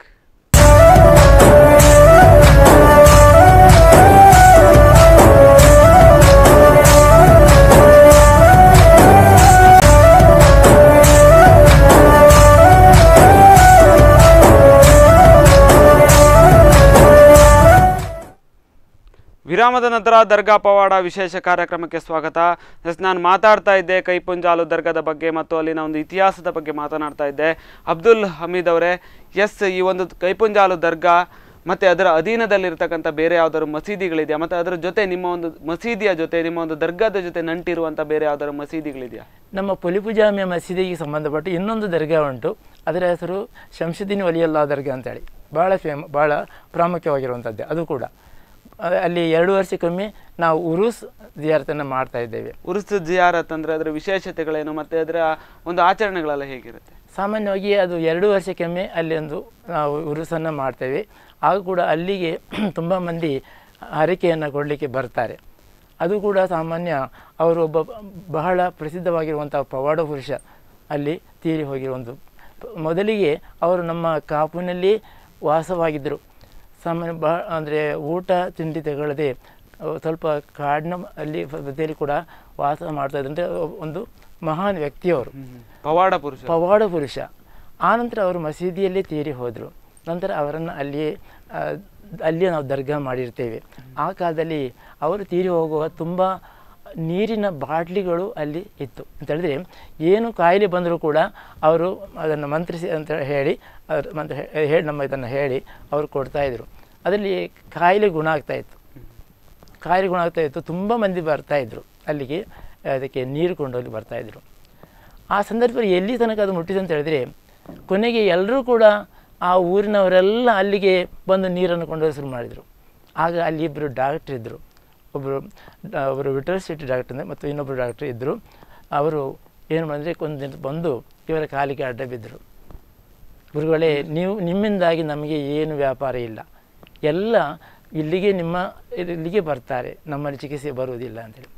ಆಗ ಆ ವಲಿಯುಲ್ಲಾರವರು ಹೇಳಿದಂಥ ಮಾತು, ಇನ್ನು ಕೇವಲ ಒಂದು 3 ದಿನ ಮಾತ್ರ, ಆನಂತರ ನಿಮಗೆ ಏನು ಸಮಸ್ಯೆ ಬರುವುದಿಲ್ಲ, ಅಂದರೆ ಯಥಾವತ್ತಾಗಿ ನಡೆಯುತ್ತದೆ ಅಂತ ಹೇಳಿದರು. 3 ದಿನದಲ್ಲಿ ಔಲಿಯಾರವರು ನಿಧನರಾದರು. ಅಂದರೆ ಅವರ ನೆನಪಿಗೋಸ್ಕರ ಅವರೇ ಬದುಕಿ ಬಾಳಿದಂಥ ಜಾಗದಲ್ಲಿ ನೀವು ದರ್ಗಾವನ್ನು ಕಟ್ಟಲಿ ಅಂಥ ಒಂದು ಮಹಾನ್ ಪುರುಷ. ಅಂದರೆ ಅವರ ಒಂದು ಅಷ್ಟು ರೀತಿಯಲ್ಲಿ ಜನರಿಗೆ ಭಕ್ತಿಯನ್ನು ಇಟ್ಟಂಥ ವ್ಯಕ್ತಿ. ಆದ ಕಾರಣ ನಾವು ಅಲ್ಲಿ ದರ್ಗಾವನ್ನು ಮಾಡಿರ್ತೇವೆ. ಇಂದಿಗೂ ಕೂಡ ನಿರಂತರ ಅಲ್ಲಿಗೆ ಹರಿಕೆಗಳು ಬರ್ತಾಯಿವೆ. ಮತ್ತು 2 ವರ್ಷಕ್ಕೊಮ್ಮೆ ನಾವು ಉರುಸನ್ನು ಮಾಡ್ತೇವೆ. ತುಂಬ ಮಂದಿ ಬರ್ತಾರೆ, ಘಟ್ಟದಿಂದ ಹಿಡಿದು ಅಂದರೆ ಆಚೆ ದೂರದಿಂದ ಜನರು ತುಂಬ ಮಂದಿ ಬರ್ತಾರೆ. ಮತ್ತೆ ಅಲ್ಲಿನ ಒಂದು ಆಚರಣೆಗಳೇನು ಅಂದರೆ ಯಾವುದೋ ಒಂದು ಹಬ್ಬಗಳಾಗಿರ್ಬೋದು ಅಥವಾ ಅಲ್ಲಿ ಒಂದು ಆಚರಣೆಗಳು ಸಮಾರಂಭಗಳು ಏನಾದರೂ ನಿಮ್ಮ ಒಂದು ಕೈಪುಂಜಾಲು ದರ್ಗಾದಲ್ಲಿ ನಡೆಯುವ ರೀತಿಯಲ್ಲಿ ಕೆಲವು ಸಮಾರಂಭಗಳು ನಡೆಯುವಂಥದ್ದು ಏನಾದರೂ ಕಾರ್ಯಕ್ರಮಗಳು ಇದು ನಮ್ಮ ವಾರ್ಷಿಕ ಕೆಲವು ಕಾರ್ಯಕ್ರಮ ನಡೆಯುತ್ತದೆ ಅಂತ ಹೇಳಿದ್ರೆ, ನಾನು ಹೇಳಲಿಲ್ಲ, ರಬಿಯುಲ್ ಅವ್ವಲ್ ನಾಳೆ ಬರುವಂಥದ್ದು ಈದ್ ಮಿಲಾದ್, ಆ ಹಬ್ಬವನ್ನು ನಾವು ಮಾಡ್ತೇವೆ. ಇಲ್ಲೂ ಆಚರಿಸ್ತೀರಿ ಮತ್ತು ಅಲ್ಲೂ ಕೂಡ ಅಲ್ಲ, ಅದು ಆಚರಿಸೋದು ಮಸೀದಿಯಲ್ಲಿ. ಈದ್ ಮಿಲಾದ್ ಅಂತಲ್ಲ, ನಾವು ಮಸೀದಿಯಲ್ಲಿ ಆಚರಿಸ್ತೀವಿ ಮತ್ತು ಮೆರವಣಿಗೆ ಹೋಗುವಂಥ ಕಾರ್ಯಕ್ರಮ ಅದು. ನಂತರ ಅದೇ ಪ್ರಕಾರ ರಬಿಯುಲ್ ಆಖರ್ ಅಂತೇಳಿ ಮತ್ತೊಂದು ಹಬ್ಬ ಬರ್ತದೆ. ಅದೇ ಪ್ರಕಾರ ಇನ್ನಿತರ ಹಬ್ಬಗಳು ಅಲ್ಲಿ ನಾವು ಆಚರಿಸ್ತೇವೆ, ಮಸೀದಿಯಲ್ಲಿ ಆಚರಿಸ್ತೇವೆ. ಅದಲ್ಲದೆ ನಾವು ಮಸೀದಿಯಲ್ಲಿ ಪ್ರತಿ ತಿಂಗಳಲ್ಲಿ ಕೂಡ ಜನರಿಗೆ ಒಳ್ಳೆಯ ಧಾರ್ಮಿಕ ಭಾವನೆಯನ್ನು ಕೊಡುವಂತಹ ಕ್ಲಾಸ್ಗಳನ್ನು ನಾವು ನಡೆಸ್ತೇವೆ. ಅದರಲ್ಲಿ ಹೆಚ್ಚಾಗಿ ಮುಸ್ಲಿಂ ಸ್ತ್ರೀಯರು ಭಾಗವಹಿಸ್ತಾರೆ. ಅವರಿಗೆ ಯೋಗ್ಯ ರೀತಿಯ ಮಾರ್ಗದರ್ಶನ ನೀಡ್ತೇವೆ. ಅದೇ ರೀತಿಯಲ್ಲಿ ಯುವಕರಿಗೂ ಕೂಡ ಒಳ್ಳೆಯ ಧಾರ್ಮಿಕ ವಿಚಾರವನ್ನು ನಾವು ಕೊಡ್ತೇವೆ. ಮತ್ತೆ ಆ ಕ್ಲಾಸ್ಗಳೇನಿರ್ಬೋದು, ತರಬೇತಿ ಶಿಬಿರಗಳೇನು ನೀವು ನೀಡ್ತಾ ಇರೋದಿರ್ಬೋದು, ಅದು ಕೇವಲ ಮುಸ್ಲಿಂ ಬಾಂಧವರಿಗೆ ಮಾತ್ರವಾಗಿರೋ ಸೀಮಿತವಾಗಿರ್ತಕ್ಕಂಥ ಹಿಂದೂಗಳಿಗೂ ಕೂಡ ಮುಸ್ಲಿಂ ಬಾಂಧವರಿಗೆ, ಯಾಕಂದರೆ ನಮ್ಮ ಧಾರ್ಮಿಕ ವಿಚಾರವಾಗಿ ನಾವು ಅದನ್ನು ಒಳ್ಳೆಯ ರೀತಿಯಲ್ಲಿ ನಡೆಯಬೇಕು, ಒಳ್ಳೆಯ ಧಾರ್ಮಿಕತೆಯನ್ನು ಹೊಂದಿರಬೇಕೆಂಬ ರೀತಿಯಲ್ಲಿ ನಾವು ಅದನ್ನು ಕೊಡುವಂಥ ಕ್ರಮ ಇಟ್ಟುಕೊಂಡಿದ್ದೇವೆ. ಹೌದು. ಮತ್ತೆ ಈ ಒಂದು ದರ್ಗಾದ ಆಗಿರ್ಬೋದು, ನಿಮ್ಮ ಒಂದು ಕೈಪುಂಜಾಲು ದರ್ಗಾ ಆಗಿರ್ಬೋದು, ಮತ್ತೆ ಅಲ್ಲೇ ಹತ್ತಿರ ಇರ್ತಕ್ಕಂಥ ನಿಮ್ಮ ಪವಾಡ ಪುರುಷರ ಒಂದು ದರ್ಗಾ ಆಗಿರ್ಬೋದು, ಆ ಎಲ್ಲ ದರ್ಗಾಗಳಿಗೆ ಮತ್ತು ಮಸೀದಿಗಳಿಗೆ ರಾಜಕೀಯ ನಾಯಕರ ಒಂದು ಅಭಿವೃದ್ಧಿ ಕಾರ್ಯಗಳನ್ನ ಯಾವ ರೀತಿ ರಾಜಕೀಯ ನಾಯಕರು ಮಾಡಿದ್ದಾರೆ, ಮತ್ತೆ ನಿಮ್ಮ ಒಂದು ಆ ದರ್ಗಾ ಒಂದು ಅಭಿವೃದ್ಧಿ ಆಗೋದಕ್ಕೆ ಅವರು ಹೇಗೆಲ್ಲ ಸಹಕಾರಗಳನ್ನು ನೀಡಿರುವಂಥ ರಾಜಕೀಯ ವ್ಯಕ್ತಿಗಳು ನಮಗೆ ತುಂಬ ಸಹಕಾರ ಮಾಡಿದ್ದಾರೆ. ಅಲ್ಲಿರುವಂಥ MLA ಗಳಿದ್ದಾಗ ನಮಗೆ ಹಲವು ರೀತಿಯಲ್ಲಿ ಕಟ್ಟಡದ ಅಭಿವೃದ್ಧಿ ರೀತಿಯಲ್ಲಿ ಅಲ್ಲಿ ಕಟ್ಟಡಕ್ಕೆ ತುಂಬ ಅಭಿವೃದ್ಧಿಗೆ ಹೆಲ್ಪ್ ಮಾಡಿದ್ದಾರೆ. ಇತ್ತೀಚೆಗೆ ಕಳೆದ ವರ್ಷ ಕೂಡ ನಮಗೆ ಅಲ್ಲಿ ಒಂದು ಅಭಿವೃದ್ಧಿ ಕೆಲಸಕ್ಕೆ 5 ಲಕ್ಷವರೆಗೆ ಅವರ ಇದರಿಂದ ಫಂಡಿಂದ ತೆಗೆಸಿಕೊಟ್ಟಿದ್ದಾರೆ. ಆ ಪ್ರಕಾರ ನಮಗೆ ಅದರ ಅಭಿವೃದ್ಧಿ ತುಂಬ ಸಹಕಾರವನ್ನು ನೀಡ್ತಾ ಬಂದಿದ್ದಾರೆ ಅವರು. ಆ ಮಟ್ಟಿಗೆ ಎರಡು ಮಾತಿಲ್ಲ. ಹೌದು. ಕಟ್ಟಡಗಳಾಗಿರ್ಬೋದು, ಮತ್ತೆ ನಿಮ್ಮ ಒಂದು ಸಮಾರಂಭಗಳಿಗಾಗಿರ್ಬೋದು, ಸಮಾರಂಭ ಕೂಡ ಅವರು ಸಹಕಾರ ನೀಡ್ತಾರೆ. ರಾಜಕೀಯ ವ್ಯಕ್ತಿಗಳು ನಮಗೆ ಸಹಕಾರ ನೀಡ್ತಾ ಬಂದಿದ್ದಾರೆ. ಮತ್ತೆ ಈ ಒಂದು ಕಾರ್ಯಕ್ರಮಗಳಾಗಿರ್ಬೋದು, ಈ ಎಲ್ಲ ಸಮಾರಂಭಗಳಾಗಿರ್ಬೋದು, ಪ್ರತಿಯೊಂದು ಮಸೀದಿಯಲ್ಲಿ ನಡೆಯೋದಾಗಿರ್ಬೋದು, ಈ ಒಂದು ಮಸೀದಿಯಲ್ಲಿ ಅಂದ್ರೆ ನಿಮ್ಮ ಒಂದು ಈದ್ ಮಿಲಾದ್ ಆಗಿರ್ಬೋದು, ಬಕ್ರೀದ್ ಆಗಿರ್ಬೋದು, ಎಲ್ಲ ಒಂದು ಕಾರ್ಯ ಹಬ್ಬಗಳಿಗೆ ಹಿಂದೂಗಳು ಯಾವ ರೀತಿಯ ಭಾವನೆಯಿಂದ ಬಂದು ಆಚರಿಸ್ತಾರೆ? ಅಲ್ಲಿ ನಮಗೆ ಅಂದರೆ ಸಾಮಾನ್ಯವಾಗಿ ಅಲ್ಲಿಗೆ ಮಸೀದಿಗೆ ಬರೋದು ನಮ್ಮ ಧಾರ್ಮಿಕ ವಿಚಾರ ನಮ್ಮ ನಡೀತಾ ಇರ್ತದೆ. ನಂತರ ನಮ್ಮ ಪೇಟೆಯಲ್ಲಿ ಹೋದಾಗ ಅವರು ನಮಗೆ ಕೈ ಕೊಡ್ತಾರೆ, ಕೈಗೆ ಒಂದು ಮಾಡ್ತಾರೆ. ಆ ಪ್ರಕಾರ ನಮಗೆ ಸಹಕಾರ ನೀಡ್ತಾರೆ. ಉಳಿದ ವಿಚಾರ ಹೇಳಿದೆ, ಹಬ್ಬ ದಿವಸ ಅವ್ರು ಏನು ಮಾಡ್ತಾರೆ, ಸ್ವೀಟನ್ನು ನಾವು ಅವರಿಗೆ ಕೊಡ್ತೇವೆ, ಅವರ ಹಬ್ಬಕ್ಕೆ ನಮ್ಗೆ ಕೊಡ್ತೇವೆ ನಾನು ಹೇಳಿದೆ. ಆ ಪ್ರಕಾರ ಅದು ಮುಂದುವರಿಯುವಂಥದ್ದು. ಆ ರೀತಿ ಮುಂದುವರಿಯುವಂಥದ್ದು. ಮತ್ತು ನಮ್ಮ ಧಾರ್ಮಿಕ ಇದಕ್ಕೆ ಮಸೀದಿಗೆ ಅವರು ಬರುವಂಥ ಕ್ರಮ ನಮ್ಮಲ್ಲಿ ಇಲ್ಲ, ಅಥವಾ ನಿಮ್ಮ ಇದರ ಬಗ್ಗೆ ಹಿಂದೂಗಳದಕ್ಕೆ ಹೋಗುವಂಥ ಕ್ರಮ ಅದೊಂದು ಅವರದೇ ಒಂದು ಕ್ರಮ ಇರ್ತದೆ. ಆ ಪ್ರಕಾರ ಅದನ್ನು ನಾವು ಉಲ್ಲಂಘನೆ ಮಾಡಲಿಕ್ಕೆ ಆಗೋದಿಲ್ಲ. ಆ ಕಾರಣ ಈ ಬಾಂಧವ್ಯ ಉಂಟು. ನಮ್ಮ ಹಬ್ಬಕ್ಕೆ ಅವರಿಗೆ ಕೊಡೋದು, ಅವರ ಹಬ್ಬಕ್ಕೆ ನಮಗೆ ಕೊಡೋದು, ಇದು ಒಂದು ಪ್ರಧಾನವಾಗಿರುವಂಥ ಒಂದು ನಮ್ಮ ಒಂದು ಒಗ್ಗಟ್ಟು ಅಂತ ಹೇಳ್ಬೋದು ಅಷ್ಟೇ. ಮತ್ತೆ ನಿಮ್ಮ ಒಂದು ಈ ದರ್ಗಕ್ಕೆ ಸೀಮಿತವಾಗಿರದೆ, ಒಂದು ಮಸೀದಿಗೆ ಸೀಮಿತವಾಗಿರದೆ, ನಿಮ್ಮ ಕೆಲವು ವಿಶೇಷ ಆಚರಣೆಗಳು ಯಾವುದೆಲ್ಲ ಒಂದು ಮಾಡ್ತೀರಿ ನೀವು? ಯಾವುದನ್ನ? ನಿಮ್ಮ ಒಂದು ವಿಶೇಷ ಆಚರಣೆಗಳು, ಸಮಾರಂಭಗಳು, ಹಬ್ಬಗಳಾಗಿರ್ಬೋದು, ಈ ದರ್ಗಕ್ಕೆ ಮಾತ್ರ ಸೀಮಿತವಾಗಿರದೆ ಅಂದ್ರೆ ಓವರ್ ಆಲ್ ಆಗಿ ಯಾವ ರೀತಿಯಾದ ಬೇರೆ ಆಚರಣೆ ಅಂತಿಲ್ಲ ನಮಗೆ. ಅಂದರೆ ಸಾಮಾನ್ಯ ನಾವು ರಂಜಾನ್ನಲ್ಲಿ ಹಲವರು ಬಡವರಿಗೆ ನಾವು ಇದು ಕೊಡ್ತೇವೆ, ಕಿಟ್ ಅಂತ ಕೊಡ್ತೇವೆ. ಅಂದರೆ ಅವರಿಗೆ ಒಂದು ತಿಂಗಳಿಗೆ ಕೆಲವು ಕಡು ಬಡವರು ಇರ್ತಾರೆ, ಅವರಿಗೆ ನಾವು ಒಂದು ಕಿಟ್ ಅಂತ ಕೊಟ್ಟು ಅವರಿಗೆ ಒಂದು ತಿಂಗಳು ಎಷ್ಟು ಖರ್ಚು ಉಂಟು ಅವರಿಗೆ ನಾವು ಅತಿ ಬಡವರನ್ನು ಗುರುತಿಸಿ ಅವರಿಗೆ ಕೊಡ್ತೇವೆ. ಅಥವಾ ಕೆಲವೊಮ್ಮೆ ಸಾಮಾನ್ಯವಾಗಿ ಇದಕ್ಕಿಂತ ಮೊದಲು ಕೆಲವೊಮ್ಮೆ ಹಲವು ಮಂದಿ ಕೊಟ್ಟದ್ದು ಉಂಟು. ಅದಂದರೆ ಹಲವು ಮಂದಿಗೆ ಈಕ್ವಲ್ ಆಗಿ ಕೊಡ್ತೇವೆ. ಇದು ಸಾಮಾನ್ಯ ಒಂದು ಎರಡು ಅತಿ ಬಡವರನ್ನು ಗುರುತಿಸಿ ಒಂದು ತಿಂಗಳಿಗೆ ಬೇಗ ಫುಲ್ ಕೆಲಸ ಅದನ್ನು ಕೂಡ ನಾವು ಕೊಡ್ತೇವೆ. ಬಡ ಮಕ್ಕಳಿಗೆ ಅವರು ಹೇಳಿರೋ ಹಾಗೆ ಕುರಾನ್ ನಲ್ಲಿ ಬಡವರಿಗೆ ನಾವು ಊಟವನ್ನು ಹಾಕಬೇಕು. ನಾವು ಹಸಿದಾಗ ಒಂದು ನೀವು ರಂಜಾನ್ ಆಚರಣೆ ಮಾಡುವಾಗ ನಾವು ಹಸ್ತಿರ್ತೀವಿ ಬೆಳಗ್ಗೆಯಿಂದ ಸಂಜೆ ತನಕ ಅಂತ ಒಂದು ಅದರಲ್ಲಿ ಉಳಿಸಿದಂತ ಒಂದು ಹಣ ಆಗಿರ್ಬೋದು ಅಥವಾ ಆ ಊಟವನ್ನಾಗಿರ್ಬೋದು ಬಡವರಿಗೆ ಕೊಡ್ಬೇಕು ಅಂತಕ್ಕಂಥ ಮಾತುಗಳನ್ನ ಹೇಳಿದ್ರು. ಮತ್ತೆ ರಂಜಾನ್ ನಲ್ಲಿ ಇನ್ನೂ ಕೂಡ ಶಾಂತಿಯುತವಾದ ಕೆಲವು ಮಾತುಗಳೆಲ್ಲ ಇದ್ವು. ಅದೆಲ್ಲ ಏನು ಅಂತ ಆಚರಣೆಗಳಾಗಿರ್ಬೋದು. ಅವರು ಕೆಲವು ಮಾಡ್ತಾರೆ ಹಿಂದೂಗಳು ಕೂಡ ಈ ರಂಜಾನ್ ತಿಂಗಳಲ್ಲಿ ಕೆಲವರು ನನ್ನ ಹತ್ರ ಕೊಡುವಂತ ಸಾಮಾನ್ಯ ಅದಕ್ಕೆ ಏನಾದರೂ ಕೊಡಿ ಅಂತೇಳಿ ಸ್ವಲ್ಪ ಹಣ ಕೊಡುವಂತ ಉಂಟು. ದೊಡ್ಡ ಪ್ರಮಾಣದಲ್ಲಿ ಚಿಕ್ಕ ಪ್ರಮಾಣದಲ್ಲಿ ಕೊಡ್ತಾರೆ. ಅಂದರೆ ಇದಕ್ಕೆ ನಮ್ಮದು ಇದನ್ನು ಉಪವಾಸ ಬಿಡುವಂಥ ಸಮಯಕ್ಕೆ ಕೆಲವು ಒಂದು ಪ್ರತಿದಿನದ ಖರ್ಚಿರ್ತದೆ. ಆ ಪ್ರಕಾರ ಕೆಲವೊಮ್ಮೆ ಅವರ ಇದನ್ನು ಸತ್ಯಾನುಭಕ್ತ ಅವ್ರಿಗೆ ಕೊಡ್ತಾರೆ. ಹೌದು. ಮತ್ತು ಆ ರೀತಿ ನಮಗೆ ಸಹಕಾರ ನೀಡ್ತಾರೆ ಅಷ್ಟೇ. ಮತ್ತು ಇದನ್ನು ಬಡ ಮಕ್ಕಳಿಗೆ ಇದು ಪುಸ್ತಕಕ್ಕೆ ನಾವು ಅದು ನಮ್ಮಲ್ಲಿ ಸಂಘಟನೆಗಳ ಮೂಲಕ ಅಂದರೆ ನಮ್ಮ ಯುವಕರ ಸಂಘಟನೆಗಳುಂಟು. ಅವ್ರು ಏನು ಮಾಡ್ತಾರೆ ಅಂದರೆ ಬಡ ಮಕ್ಕಳಿಗೆ ಪುಸ್ತಕವನ್ನು ಕೊಡ್ತಾರೆ. ಅಥವಾ ಎಲ್ಲಿಯಾದರೂ ಬಡವರು ತೀರಿ ಹೋದಾಗ ಅವರಿಗೆ ಬೇಕಂತ ಆ ದಫನಕ್ಕೆ ಬೇಕಂತ ಬಟ್ಟೆಯನ್ನು ಕೊಡ್ತಾರೆ. ಅಥವಾ ಇನ್ನಿತರ ಮದುವೆಗೆ ಬಡವರ ಹೆಣ್ಣು ಮಕ್ಕಳಿಗೆ ಮದುವೆ ಆಗುವಾಗ ಅದಕ್ಕೆ ಸಹಕಾರ ನೀಡ್ತಾರೆ. ಅಥವಾ ಮನೆ ಇಲ್ಲದ ಕೆಲವರು ಮನೆ ಇರೋದಿಲ್ಲ ಅವರಿಗೆ ಸಹಕಾರ ನೀಡ್ತಾರೆ. ಅದು ಕೆಲವು ಸಂದರ್ಭದಲ್ಲಿ ಅವರು ಹೆಣ್ಣು ಮಕ್ಕಳಿಗೆ ನಮ್ಮಲ್ಲಿ ಹಲವು ಹೆಣ್ಣು ಮಕ್ಕಳಿಗೆ ಮದುವೆ ಮಾಡಿಸಿಕೊಟ್ಟದುಂಟು. ನಮ್ಮ ಯುವಕರ ಸಂಘಟನೆಗಳು ಅವರನ್ನು ಕರೆಸಿ ಅವರು ಮದುವೆ ಮಾಡಿಕೊಟ್ಟದ್ದು ಅವರ ಕಾರ್ಯಕ್ರಮದಲ್ಲಿ ಮದುವೆ ಮಾಡಿಕೊಟ್ಟ ನಿದರ್ಶನಗಳು ಉಂಟು. ಆ ಪ್ರಕಾರ ಎಲ್ಲ ರೀತಿಯಲ್ಲಿ ಸಹಕಾರ ನೀಡುವಂಥ ನಮ್ಮ ಇಸ್ಲಾಂ ಧರ್ಮದಲ್ಲಿ ಏನು ಹೇಳಿದೆ ಅದನ್ನು ಪಾಲಿಸಿಕೊಂಡು ಹೋಗುವಂಥ ಎಲ್ಲ ನಿದರ್ಶನಗಳು ಕೂಡ ನಮ್ಮ ಈ ಪೊಲಿಪು ಜಾಮಿಯಾ ಮಸ್ಜಿದ್ನಲ್ಲಿ ನಾವು ಕಂಡುಕೊಳ್ತೇವೆ. ಎಸಿ ಕೊನೆಯದಾಗಿ ಹೇಳೋದಾದ್ರೆ ಈ ಒಂದು ದರ್ಗಾದ ಒಂದು ಆಚರಣೆಗಳಾಗಿರ್ಬೋದು ಮತ್ತೆ ದರ್ಗಾದ ಇತಿಹಾಸಗಳಾಗಿರ್ಬೋದು ಈಗಾಗಲೇ ಹೇಳಿರುವಂತದ್ದು ನೀವು ಮತ್ತೆ ಹಿಂದೂಗಳ ಭಾವೈಕ್ಯತೆಗಳ ಬಗ್ಗೆ ಆಗಿರ್ಬೋದು ಮತ್ತೆ ಮುಸ್ಲಿಂ ಮತ್ತು ಹಿಂದೂಗಳ ಒಂದು ಸಮ್ಮಿಶ್ರ ಭಾವೈಕ್ಯತೆಗಳಾಗಿರ್ಬೋದು ಎಲ್ಲದ್ರ ಬಗ್ಗೆ ಈಗಾಗಲೇ ಹೇಳಿದಿರಿ. ಕೊನೆಯದಾಗಿ ಈ ಒಂದು ದರ್ಗಾದ ಆಗಿರ್ಬೋದು ಮತ್ತೆ ಹಿಂದೂಗಳ ಆಚರಣೆಗಳ ಬಗ್ಗೆ ಆಗಿರ್ಬೋದು ಜನರಿಗೆ ಏನ್ ಹೇಳ್ತೀರಿ? ಜನರಿಗೆ ನಾನು ಹೇಳುವಂಥ ವಿಚಾರ ಅಷ್ಟೇ, ನಮ್ಮಲ್ಲಿ ಇಂತಹ ಪ್ರೀತಿಯ ಮನೋಭಾವನೆಗಳು ಹೀಗೆ ಮುಂದುವರಿಯಲಿ. ಆದಷ್ಟು ನಾವು ಒಳ್ಳೆಯ ರೀತಿಯಲ್ಲಿ ಹಿಂದೂ ಮುಸ್ಲಿಂ ಎಂಬ ಭೇದವನ್ನು ತೋರಿಸದೆ ಇನ್ನು ಮುಂದೆ ಕೂಡ ನಾವು ಇದನ್ನು ಬೆಳೆಸಿಕೊಳ್ಳೋಣ, ಅದನ್ನು ಪರಿಸರಕ್ಕೂ ಹಬ್ಬಿಸೋಣ, ಹಾಗೂ ಇದು ನಮ್ಮ ರಾಜ್ಯದಲ್ಲಿ ನಮ್ಮ ದೇಶದಲ್ಲಿ ಕೂಡ ಬೆಳೆಯುವಂತಾಗಲಿ ಎಂಬುದಾಗಿ ನಾನು ಆಶಿಸ್ತೇನೆ. ಆ ಪ್ರಕಾರ ನಮ್ಮಲ್ಲಿ ಒಳ್ಳೆಯ ರೀತಿಯಲ್ಲಿ ನಾವು ಜೀವನ ನಡೆಸಲು ಸಹಕಾರಿಯನ್ನು ಮಾಡಿಕೊಳ್ಳೋಣ ಎಂಬುದಾಗಿ ನನ್ನ ಆಶೆ. ಎಸ್, ಧನ್ಯವಾದಗಳು. ಎಸ್, ಏನು ಅಂತಂದರೆ ಇತ್ತೀಚಿನ ದಿನಗಳಲ್ಲಿ ಆಗ್ತಾ ಇರ್ತಕ್ಕಂಥ ಕೆಲವು ಹಿಂಸಾಚಾರಗಳನ್ನು ನೋಡಿದಾಗ, ಎಷ್ಟೋ ಒಂದು ಹಿಂಸೆಗಳನ್ನು ನೋಡಿದಾಗ, ಘಟನೆಗಳನ್ನು ನೋಡಿದಾಗ ಎಲ್ಲೋ ಒಂದು ಕಡೆ ಹಿಂದೂ ಮತ್ತು ಮುಸ್ಲಿಂ ನಡುವಿನ ಭಾವೈಕ್ಯತೆಗಳಿಗೆ ಎಲ್ಲೋ ಧಕ್ಕೆ ಆಗಿದೆಯಾ ಮತ್ತು ಭಾವನೆಗಳಿಗೆ ಧಕ್ಕೆ ಆಗಿದೆಯಾ ಅಂತಕ್ಕಂಥ ಒಂದು ಸಾಕ್ಷಿಗಳು ಎದುರಿಗೆ ಕಾಣ್ತವೆ. ಆದರೆ ಕೈಪುಂಜಾಲು ದರ್ಗಾದಲ್ಲಿ ಆಗಿರ್ಬೋದು ಅಥವಾ ಅಧೀನದಲ್ಲಿರ್ತಕ್ಕಂಥ ಬೇರೆ ಮಸೀದಿಗಳಾಗಿರ್ಬೋದು, ಅಲ್ಲಿ ಎಲ್ಲ ಹಿಂದೂ ಮತ್ತು ಮುಸ್ಲಿಮರ ಒಂದು ಬಾಂಧವ್ಯ ಅಂತಕ್ಕಂಥದ್ದು ಭಾರಿ ಉತ್ತಮ ಪ್ರಮಾಣದಲ್ಲಿ ಮೇಳೈಸಿರುವಂಥದ್ದು. ಇದನ್ನೆಲ್ಲ ನೋಡಿದಾಗ ಈ ಒಂದು ಭಾವೈಕ್ಯತೆ ಆಗಿರ್ಬೋದು, ಈ ಸಂಬಂಧಗಳಾಗಿರ್ಬೋದು, ಒಂದು ಅತ್ಯುತ್ತಮವಾದಂಥ ಒಂದು ಬಾಂಧವ್ಯದೊಂದಿಗೆ ಸಮಾಜದಲ್ಲಿ ಉತ್ತಮ ಉದಾಹರಣೆಯೊಂದಿಗೆ ಅವರು ಬಾಳ್ತಾ ಇರ್ತಕ್ಕಂಥದ್ದು.